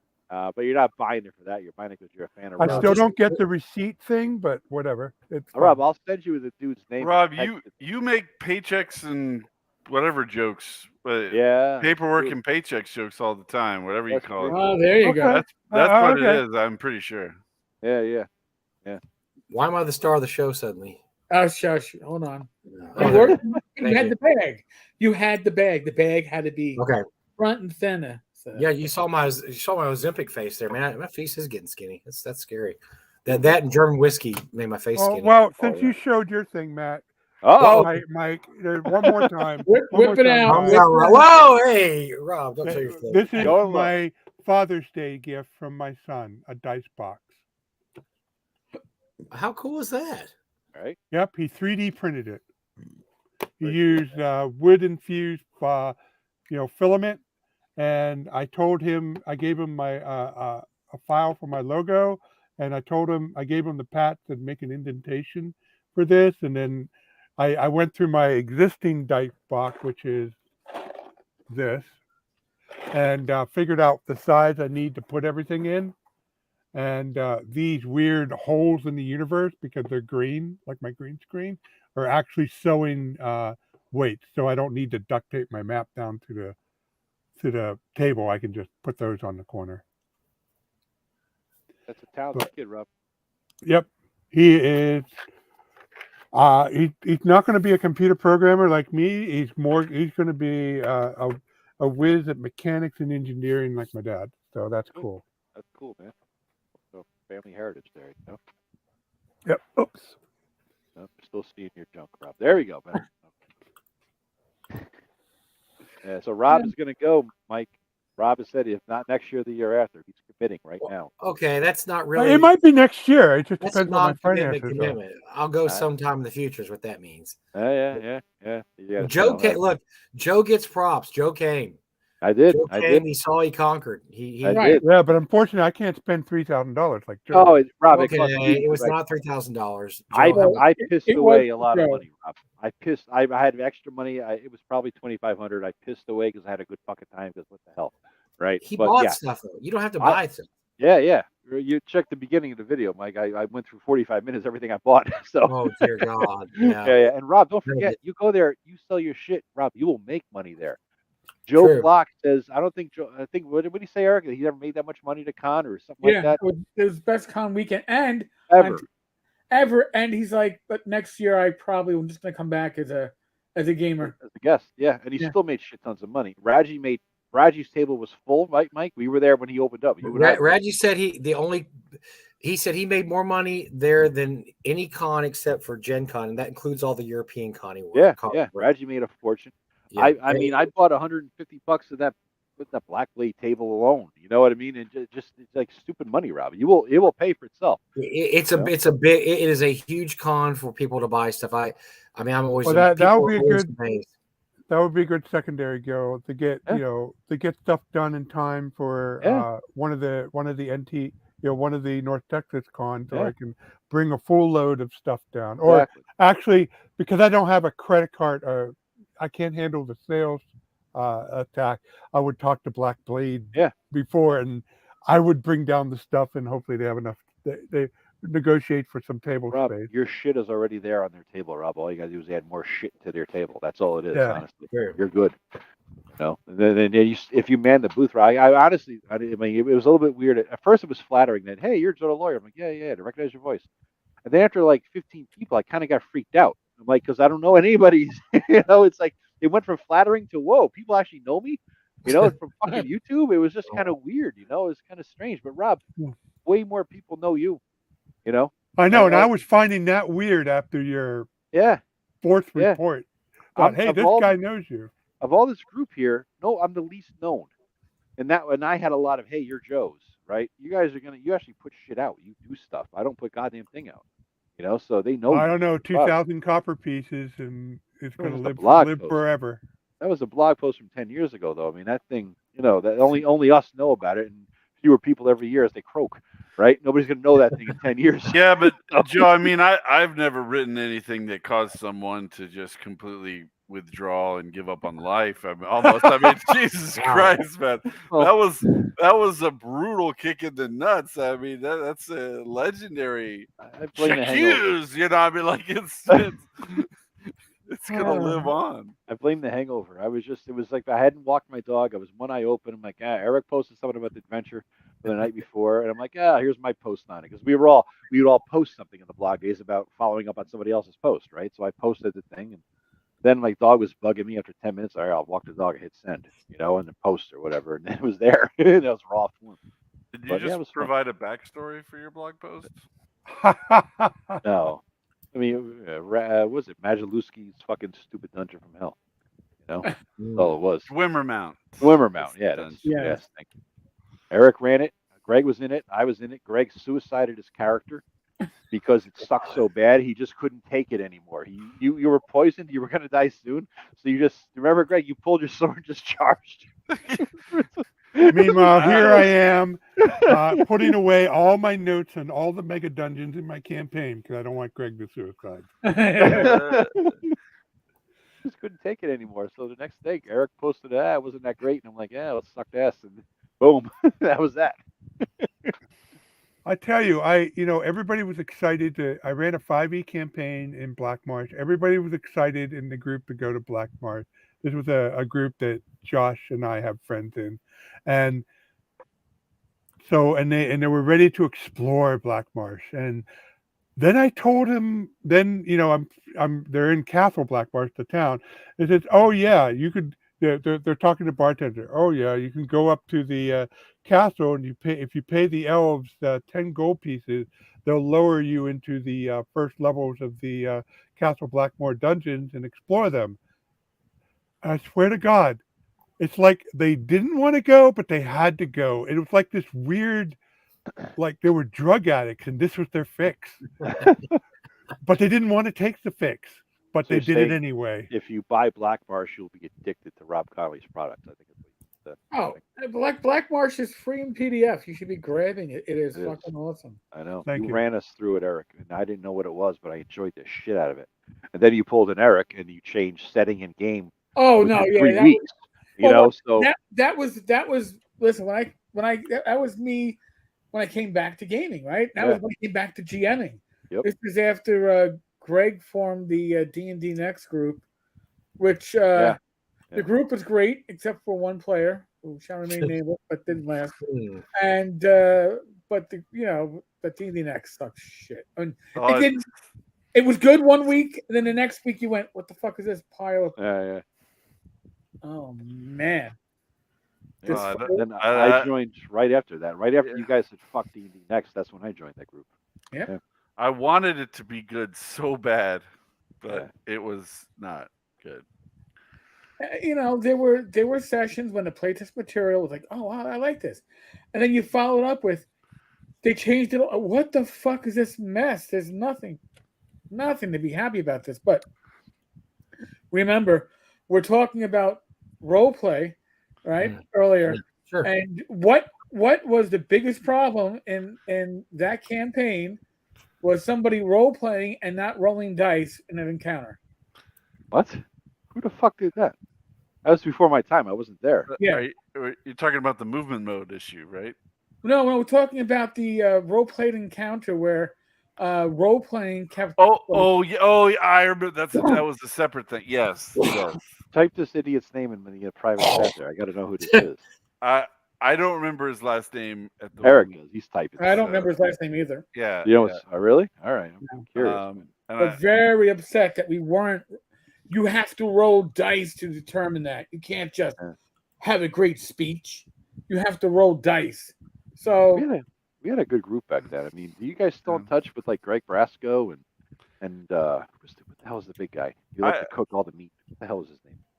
Oh, Keith. Keith. Yes, Keith was cool. Yeah, Keith's still active on Facebook. Craig and I connect like once or twice a year. He's a cool dude. Craig's a great artist. He won an award or something. I think isn't Brasco like best buds with Hobbs? They're very good friends. Yeah. David P. Used to go to North Texas. David. Yeah, I can never pronounce it. He's in my Saturday night game. I talk to him every week. Do you? Tell him I said hi, man. He's a cool dude. Yeah, there's a lot of great guys back there. We just kind of went our separate ways. Did our own thing at some point. Saturday night. Well, yeah, I had to send an email to Wizards and say we can't play test this anymore because nobody will play it. I said I'll run it next week, and they were like, "Please don't." So the end. What do you? End of our play test. Well, as we're on the subject of play tests, what about 6055, whatever you want to call it? We got Tales of the Valiant, we got 6055, and now we got Dagger something or other from Matt Mercer, right? Then we got MCDM, whatever Matt Colville's game company's putting out his own games, right? And so, what do you think? Who's going to win? What's going to happen? What's the future? Look into your I think it's going to be like the OSI. They're all going to have their audience. They're all going to sell well, and but I doubt any of them is going to dominate. You don't think Wizards will start? Do you think Wizards will have more than 60% of a market share after? Oh yes. Okay. For now. I mean, I think. Yeah, it just all depends on how the quality of the work. It's the opening is there. we got to see if the running back can make it through the line. Well, You know? I know Mike has a point. All right. We discussed this earlier. So Mike, go ahead. If you look at the numbers for Tales of the Valiant, Yeah. There's a good chance it's not going to hit Shadow Dark numbers. Wow. It needs 400,000 more in the next 2 weeks, or a little over the 400,000. I think that's really interesting when you consider what a fan club that Wolfgang has and the customers he has. How much is it at? It's at 800,000. Well, actually, just hit 900,000. Well, I don't have a dog in that fight at all, but I will say I think the name is not helping it. No, it's the stupidest name ever. They should have left it with Black Flag RPG. I mean, Jesus Christ, that would have been great. It was. Yeah, it would have been evocative. It would have been old school in style. It would have been Conan-esque rather than Tales of the Valiant. Sounds like some goddamn King Arthur adventure or some bullshit, you know?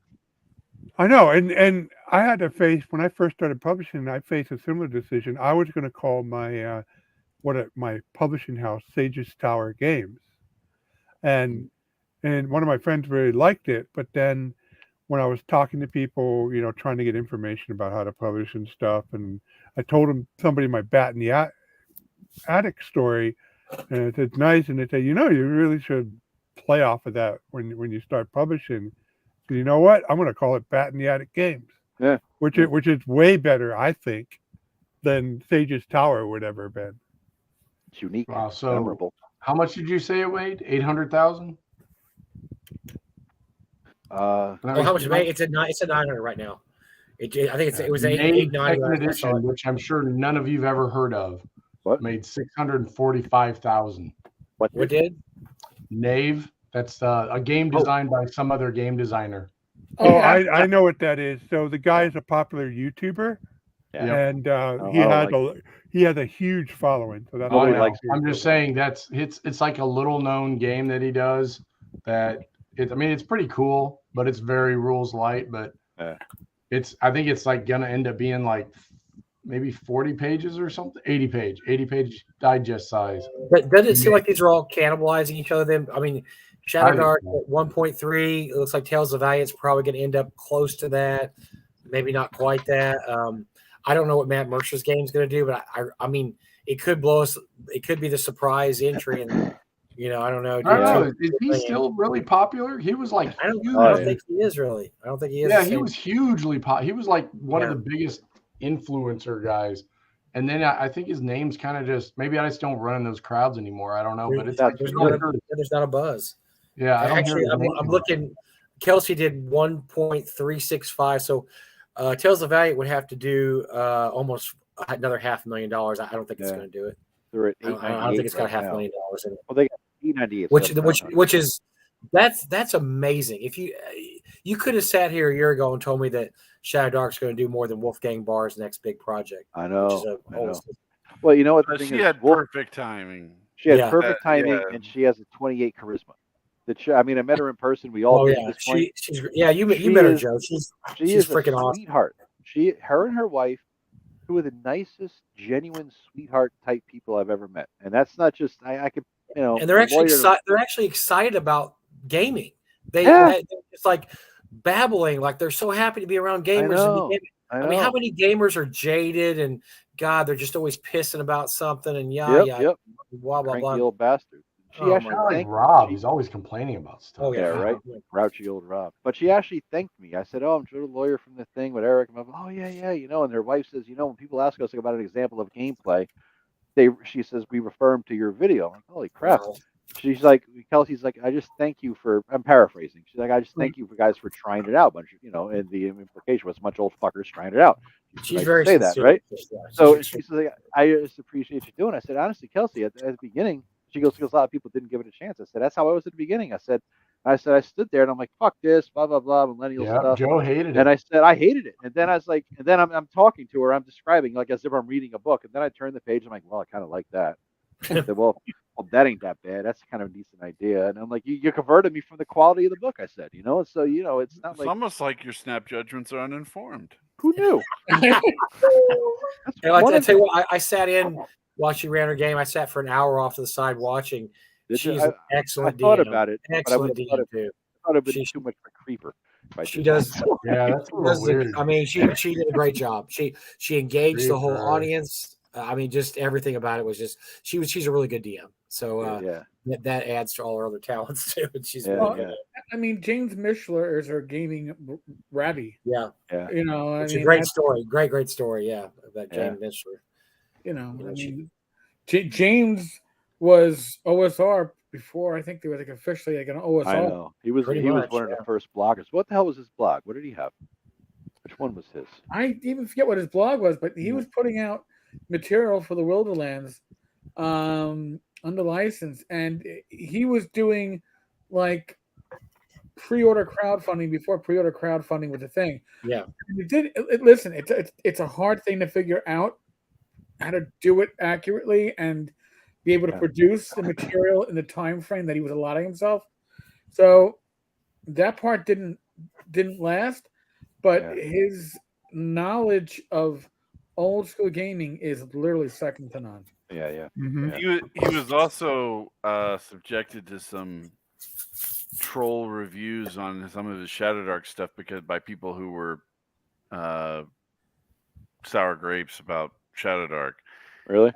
So if you do have any of his stuff, try to go in and see. Make sure you bounce up some reviews on that because that's. If somebody reads something and legitimately has a bad view of it, I'm totally fine with leaving a bad review. That's part of the game. But to go in and just mark people's reviews down just to be an ass because you don't like that they were successful, that's pretty much the lowest of the low from a marketing perspective. It's just pathetic. So douchebag behavior. Yeah, and I figure it targeted him because she promoted him the most as a kind of a third party partner in the Kickstarter and she everything. was a mentor. Like that. I mean, he was a big time mentor to her. Yeah, really. I know. I'm just saying, like, I think because he was so strongly associated with the Kickstarter in terms of the community connections section of the Kickstarter page and that kind of stuff, like people went after him. Yeah.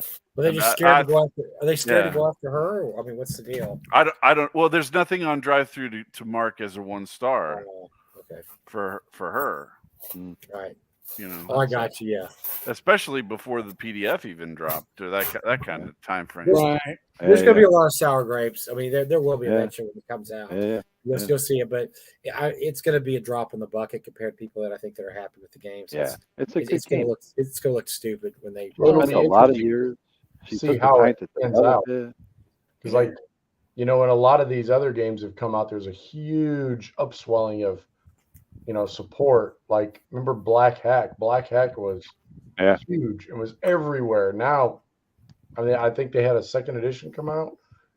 I may even have gotten on the Kickstarter, and now you never hear about it.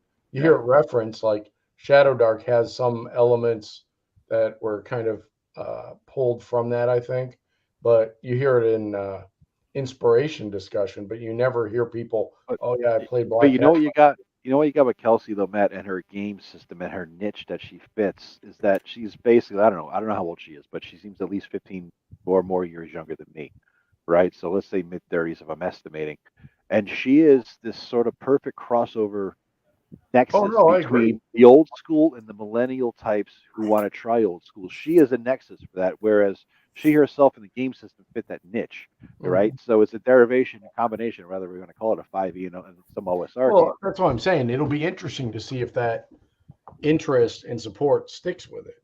Because, I mean, there's been probably at least 6 different attempts that I've seen to take 5e or that mindset and put it into old school gaming style. Yeah. Like even Hankrin has a version. Like, I mean, it's not a full blown game system where it's hardcore. Who does? Hankrin ICRPG guy. Oh, okay. He has one. I've probably seen at least a dozen that are trying to make a 5e or quote modern mechanics. Or modern game system into an OSR feel. And none of them have stuck despite, you know, oh yeah, we should play it this way. This would be cool. And none of them have really stuck. So, but I don't know. It'll be interesting. Yeah, I think so too. I really don't think whatever Wizards does I don't think they're going to really, and I mean, I don't know anything. I'm just speculating, but I don't think they're going to make a big push on the physical world. I think they're going to make a big push. I think they'll VTT. release something so that they still stay relevant within that niche of the hobby. But I think, and maybe rightly so, for money, they're going to aim more for the digital aspect because there's way more money, I think, to be made there than there is in the publishing world. You know, I don't know about that. I mean, the whole reason why Wizards is even in a position to consider all this, because for various reasons, 5e just, and role playing in general, but mostly 5e, just became a thing to do. Yeah. And it was done on the back Right. of regular printed book, not being digital. I think it Yeah, was. but when you look at it, how many of those people that are playing 5e bought 5e stuff? Like I can tell you at my current job, I happened to mention one day that I say Dungeons and Dragons, even though I don't play that. I say that because that's common language. I said I played Dungeons and Dragons, and 3 people perked up and were like, "Really? No way!" And I even made a comment. I said, "Oh yeah, I've got all the books in my, I keep them out in my garage. I got them all out in my garage." And one guy was like, "Oh, I don't own any. Just so and so runs it, and I just playing his stuff." Yeah. So I think money wise, but they had a but. You're right that maybe they did. Those people didn't buy it, but enough people bought it to have their biggest sales year. Oh yeah, I'm not knocking that. Moving forward, if I can get 1 million people to each spend $1 on Joe's magical chainmail for their digital character in the VTT, that's not only is that more money than they did making the printed books, they make more profit off of that because it's a non-physical object. Just following up on what I think the money capacity, the capacity to make more money, is in the digital world than it is in the. I'm not saying you're printing people still publish because they'll want to stay relevant in the hobby because all of us old farts will go, "It's not D&D, it's only on the computer." That's it. You're right. Right. Just an example. I don't know. I mean, I think it's going to be. They're going to have to put. I'm not saying they're wrong or right. It's just that people don't want to go digital all the time. That's why Euro games came roaring back, which is bigger than role playing, by the way. And which game? Euro board games. Euro board games. Oh, okay. Board games. Yeah, board games are it's like crazy. Steve Jackson is like he wrote a couple State of Steve Jackson games. So he has one. What did Steve Jackson sell in a year? How many? I know you're going to go look this up tonight, but Steve Jackson publishes that. I don't know, but what's relevant here isn't how much they sell. It's as he says, they're having trouble. I'm comparing how much they make selling physical versus. I mean, people put out an app on Apple Store and they make $1 million on some dumbass app. But Rob, you can't compare board games that require a board to play to RPGs which do not require a board to play. The issue is Wizards of the Coast right now has their leadership are all from Microsoft and other digital formats, and they see the digital format as the future, and they are willing to cede leadership in print to own digital. I'll just say it. I think it's a mistake. They got here because of print, and you're right that the guys who sell digital apps on the Apple Store are doing better than the Eurogame companies, but the board game market is in a second golden age. In other words, there are rooms for niches of all kinds in this world. There are people who still make horse and buggies, This is the make a good living at it. This is Rob's optimistic point of view. Let me show you the flip side of that, which is kind of my thing. Rob, what I'm seeing is following up on what Matt said. D&D people who bought the books now, whatever, $30-40 to buy it. A couple people buy it. This is an example of somebody I work with. Her husband played D&D because it was a new cool thing, because he's into the new cool thing about 5 years ago, even though he was a 40-odd-year-old dude and he never really played before, right? A couple of his friends do. And anyway, she was invited to a dinner party after which they would be playing D&D. She's never played before. Her husband DM'd it because he has a little bit of experience with 5e, and there might have been a couple players' handbooks around the table, and they did it like people did Jenga 20 years ago. They did it like people did charades 40 years ago. They did it like people did whatever the fuck, you know, latest greatest wine mom slash douchebag thing to do at a dinner party, right? This is what this new crowd is. Half of them won't stick with it. How many people still fucking playing Jenga or charades or whatever the hell, you know, the latest greatest game was 12 years ago? They're not. And so it has a popularity because people are doing it. It's been on Stranger Things, it's on Big Bang Theory, blah blah blah. But those people, they're going to die off, and then we're going to left with the remainder. I hope they're not the remainder. I hope the remainder goes to the OSR. At least doesn't dominate the fucking market like they're doing right now with the blue-haired nonsense. End of Well, rant. my counterpoint to that, Joe, is the Eurogame board market started in the mid 2000s, and here we are over almost 18 years into, almost 20 years into it, and they're still going strong. Now, the original leaders of the Eurogame board market back in mid 2000 are not necessarily the leaders. There's some evergreens like Settlers of Catan, but the who's on top changes this year. So if the print market for RPGs continues at the same volume it has, then what I would expect is eventually somebody else, maybe Cobalt Press or maybe Cubicle 7 or whatever, somebody, or maybe Kelsey with Shadow Dark, somebody else would step in that role for the few years, and then it would go to somebody as people flit from game to game. That's what the casual crowd would do. They may like the type of game, and they won't leave that type of game, but they'll change the game for variety. I don't think so, Rob. I don't think so because D&D is the thing they play. They're not invested enough. These people don't understand RPGs or the hobby or any history. They just know this is D&D because it's in a book, and their husband or wife could get them up to speed in 5 minutes. Here's a character sheet that'll tell you what to do, and they play the latest greatest thing. Those people are going to drop off and never come back. They're gone. So how come Eurogames are still going as better than ever? I've never heard of a Eurogame in my entire life. I couldn't name you one, and I doubt that Matt or Bad Mike could either. Maybe Bad Mike. He knows a lot of shit. And Greg's always. Well, maybe you guys tend to look into it so you can be educated about this stuff. Is Gloomhaven, is that Euro? That's part of the whole Eurogame movement. I could tell you some. Yeah, but my family's probably more into board games than I am, and they do a lot of Euro board games. They're good. This is the gold. Rob's right. This is the golden age of board games. There's never been better board games at this point of our life. It's amazing how good. I think all everybody who's said so far is coming at how this much from D&D is sold. Say that. What? What did you say, Matt? He just muted himself after he started talking. That's an old man move. He's muted. It's such an old man move to mute yourself, and people tell you you're fucking muted and you fucking. See, this is it. Yeah. All right, out with it. All right, so board games. Okay, all right. Rob, let me do this. So I think you guys are coming at this the wrong way. Okay, so in the 80s and before, being a geek was being outside of the social order in a way. And that has totally changed. Now it's he's gone now. Oh, boo! I'll take my ball and go home. Yeah. Okay, so pussy, you pussy.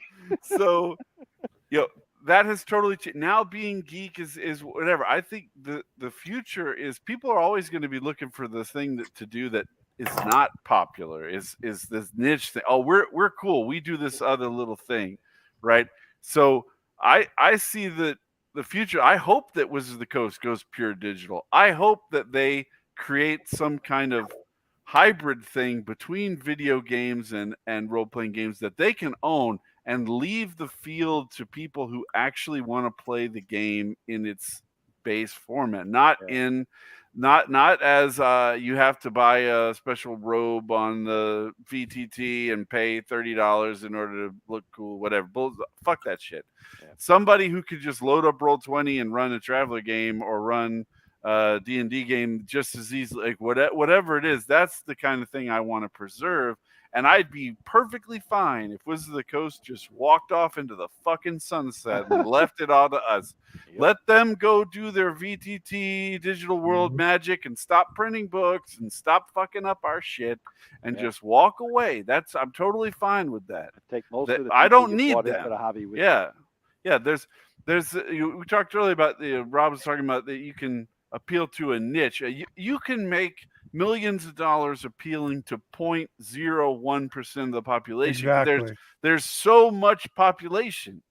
So we're at the point where we don't need to try to appeal to a broad section of society. I'm perfectly fine with appealing to the section that we are appealing to, and let Wizards of the Coast do whatever the fuck they're going to do. I don't give a shit what And the economics work in our favor because we're limited. The limited shelf space at game stores are no longer an issue.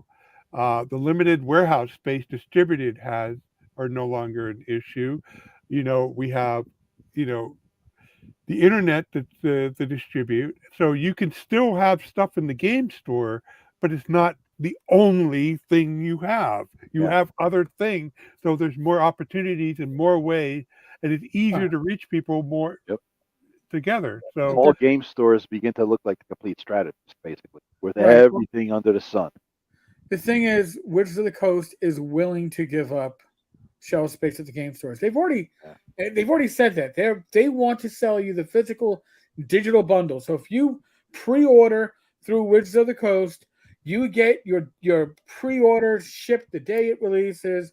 You get the digital shit 2 weeks prior. This is what they want. They don't care about selling through Amazon. They don't care about selling through the game store. That's secondary. They want to keep the profit for themselves, and the way to keep the most profit is to sell you digital direct. Second most is to sell you the bundle, including the digital direct. That's really what it's coming down to. So they are willing to give up that space in the Amazon storefront. They're willing to give up that space in your local game store. Yeah. They don't need it. They'll keep their core books there, and if you want anything else, you're going to want to. You want it early. You want it early, and the game stores are not going to benefit from any of this shit. If you think they've been suffering already, just wait until 2025. Give it another 2 years. Dude, they'll be hanging on by a thread, because as much as I love the OSR and as much as I love independent RPGs and publishing, they're not going to keep these stores open as much as we like to think they will. It's going to be something like it was Pathfinder for a while, and then it was 5e. And unless we have something else that takes up shelf space like that, these stores are going to become more Magic the Gathering shit. And that's what I was about to say, Eric. Other than complete strategists, every game store I've ever been in is supported by Magic the Gathering. And Warzone Matrix. I don't know what the hell that is, Rob, but every game store I've ever been in is supported by Magic the Gathering, other than complete strategy. Or war games. I have a place near me where it has tons of wargaming tables, and then a bunch of board games, that they also sell and shit like that. But the main hobby is war gamers. They have a whole bunch of paints and brushes and shit for war gamers. The occasional role playing game purchaser buys paint. They don't give a shit. That guy is inconsequential. They want to sell the 45 colors to the guy who's making Warhammer. That's what they want to do. Your typical hobby store has these days. They have Warhammer, they have Euro games stocked up, and they have Magic the Gathering stocked up, and then one shelf on one column, maybe 3 or 4 shelves on one column will have role-playing stuff. That's it. Yeah. I think you just inadvertently invented a new game, Rob, called Warham, which is going to be some kind of food-related combat system. I'm going to have to flesh that out. Go ahead to steal my idea. So anyway, Joe, Warzone Matrix is a game store better than the complete strategy. Fighting words! Did you hear that, Eric? Fighting words. He's assaulting New York City now.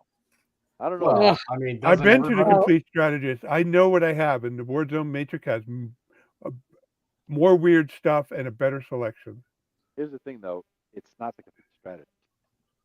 So it doesn't matter. It's the name. It's Mecca. It's Mecca for geeks and gamers, dude. I mean, that's what it is. Everybody's got to go there once in their life, before they die. Joe, I hate to break I'm- it to you, but No. you are a New York City elitist. Well, I'm not. I'm actually married to one of them who believes that New York is the greatest place in the center of the universe. Kinda No, you're wrong. Kinda is. It's a big, smelly shithole, and I don't want to go. Well, just lately. We've had a lot of smog lately in New York City. Oh, just a wee hold bit. on. Actually, I hate to break it to you. Well, have you been to New York and you smelled it? Oh, I've smelled it many times.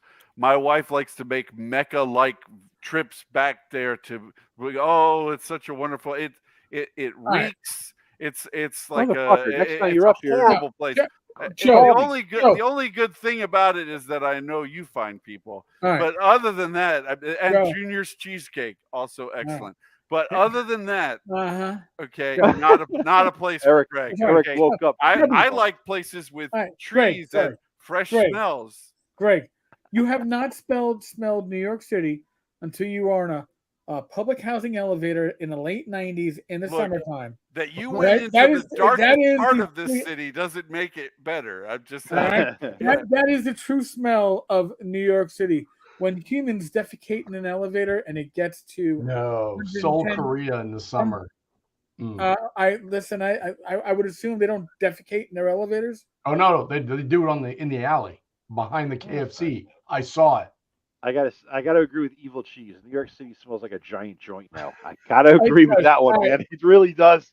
All right, stop beating up on New York. So, Rob, I know you love numbers. So I went and Googled the top apps in 2022. That was what was killing my computer. It's on some stupid Euro game website that was sucking all my bandwidth. So the top game was some game called Honor of Kings. It's a mobile game.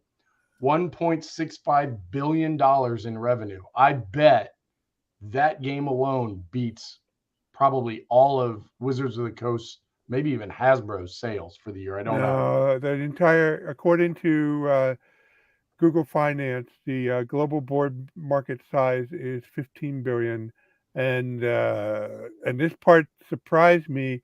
The total RPG market, led by Wizards, is 18 billion. No way.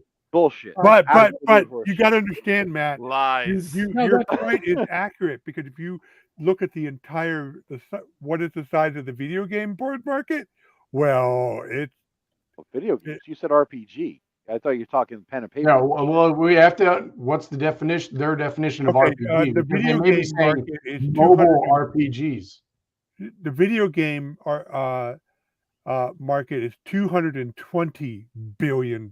That's got to be mobile. That is not freaking tabletop. It's not EverQuest. It's just the total size. It's just that the global video game. Yeah, it says RPG, but go on Google and search RPG. You're not going to find D&D. Yeah. You're going to find some mobile RPG app like EverQuest on your phone or some shit. It's not a universal term that covers tabletop RPGs. Rob, you're saying that D&D was worth 18 billion when Wizards overall revenue in 2020 was 816 million. Yeah, so that's revenue. That's overall revenue for Wizards didn't hit 1 billion in 2020.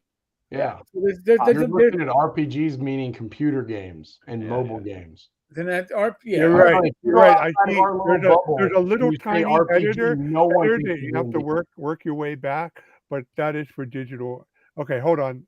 I have to refine. Wait, hold on.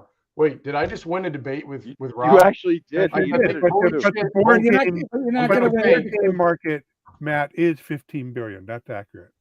The Euro board game market. No. Board game. No Euro. Board game. All board game. That means war games, Hex and Counter war games. Sure. Includes everything. Okay. Yeah, but what did you say the computer RPG was? 300 billion or some shit? The entirety of video games is 220 billion. we're losing the point. We're losing the point of the argument, which is what Greg brought up. I think he summarized the whole goddamn thing well. It's these people that are going to go to the VTT. They're gonna think that's D&D, and God bless them. Let them live in the hologram that this is D&D, and the cool ones will remain behind and play our fucking games. The cool ones. Like I said, Wizards is willing to give up they're willing to give up the face-to-face role-playing aspect. I mean, Look, Well, no, they want to be able to play on their laptops in person. I guess, yes. When they were showing off the VTT, put everybody in a boardroom with their own Alienware laptop.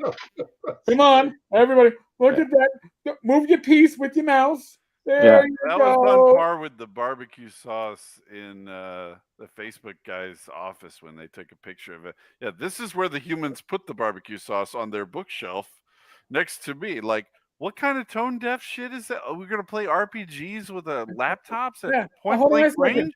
Hold on a second. I can't touch my keyboard. I got Doritos all over my fingers. Yeah. And an Alienware laptop at that. It was like it was a high-end goddamn Alien laptop. Can I play it on a Chromebook? Can I play it on a Chromebook? No, guess not. You're fucked. Oh, Can't play fuck D&D. yourself.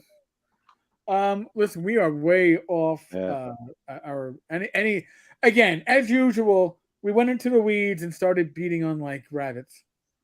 Or when we did the play test for Bunnies and Burrows, molested a dead cat. What? I don't even know. I was so not there for that shit. Keith was. A few, yeah. Oh yeah. God. Ooh, it was. I got a question for you guys. Yes. What female artist illustrated this somewhat risque cover of the 1976 Eldritch? Oh my God! Who cares? Your stupid 2D. Yeah, no. This is the new one, man. Is it Darlene? Is it Darlene? No, Deborah Larson. Oh, I knew that. Oh my ass! It was such an obvious answer, sir. Yeah. What the hell? All right. Here we go.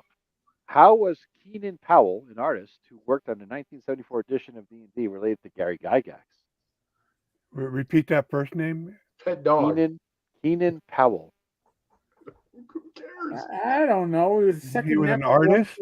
I know. It's Was he an artist? Sister-in-law. It's a female, actually. Believe it or not. Keenan. Who the fuck knew? Who the fuck knew? All right. Let's see. What 1976 D&D supplement did Artifacts and Relics first appear in? Eldritch Wizardry? Boom! I knew Mike would get back here with a You win the biggest nerd of the Once I night. heard the questions, I'm back, baby. I know. I figured he's like taking a shit. I got a white fast. Pinch it off. Get in there. Answer questions. I'll wait later. What company did Gary Gygax found after leaving TSR to publish games such as Cyborg, New Commando? Infinities. We're just All going right, over you there. got it. All right. Oh, here we go.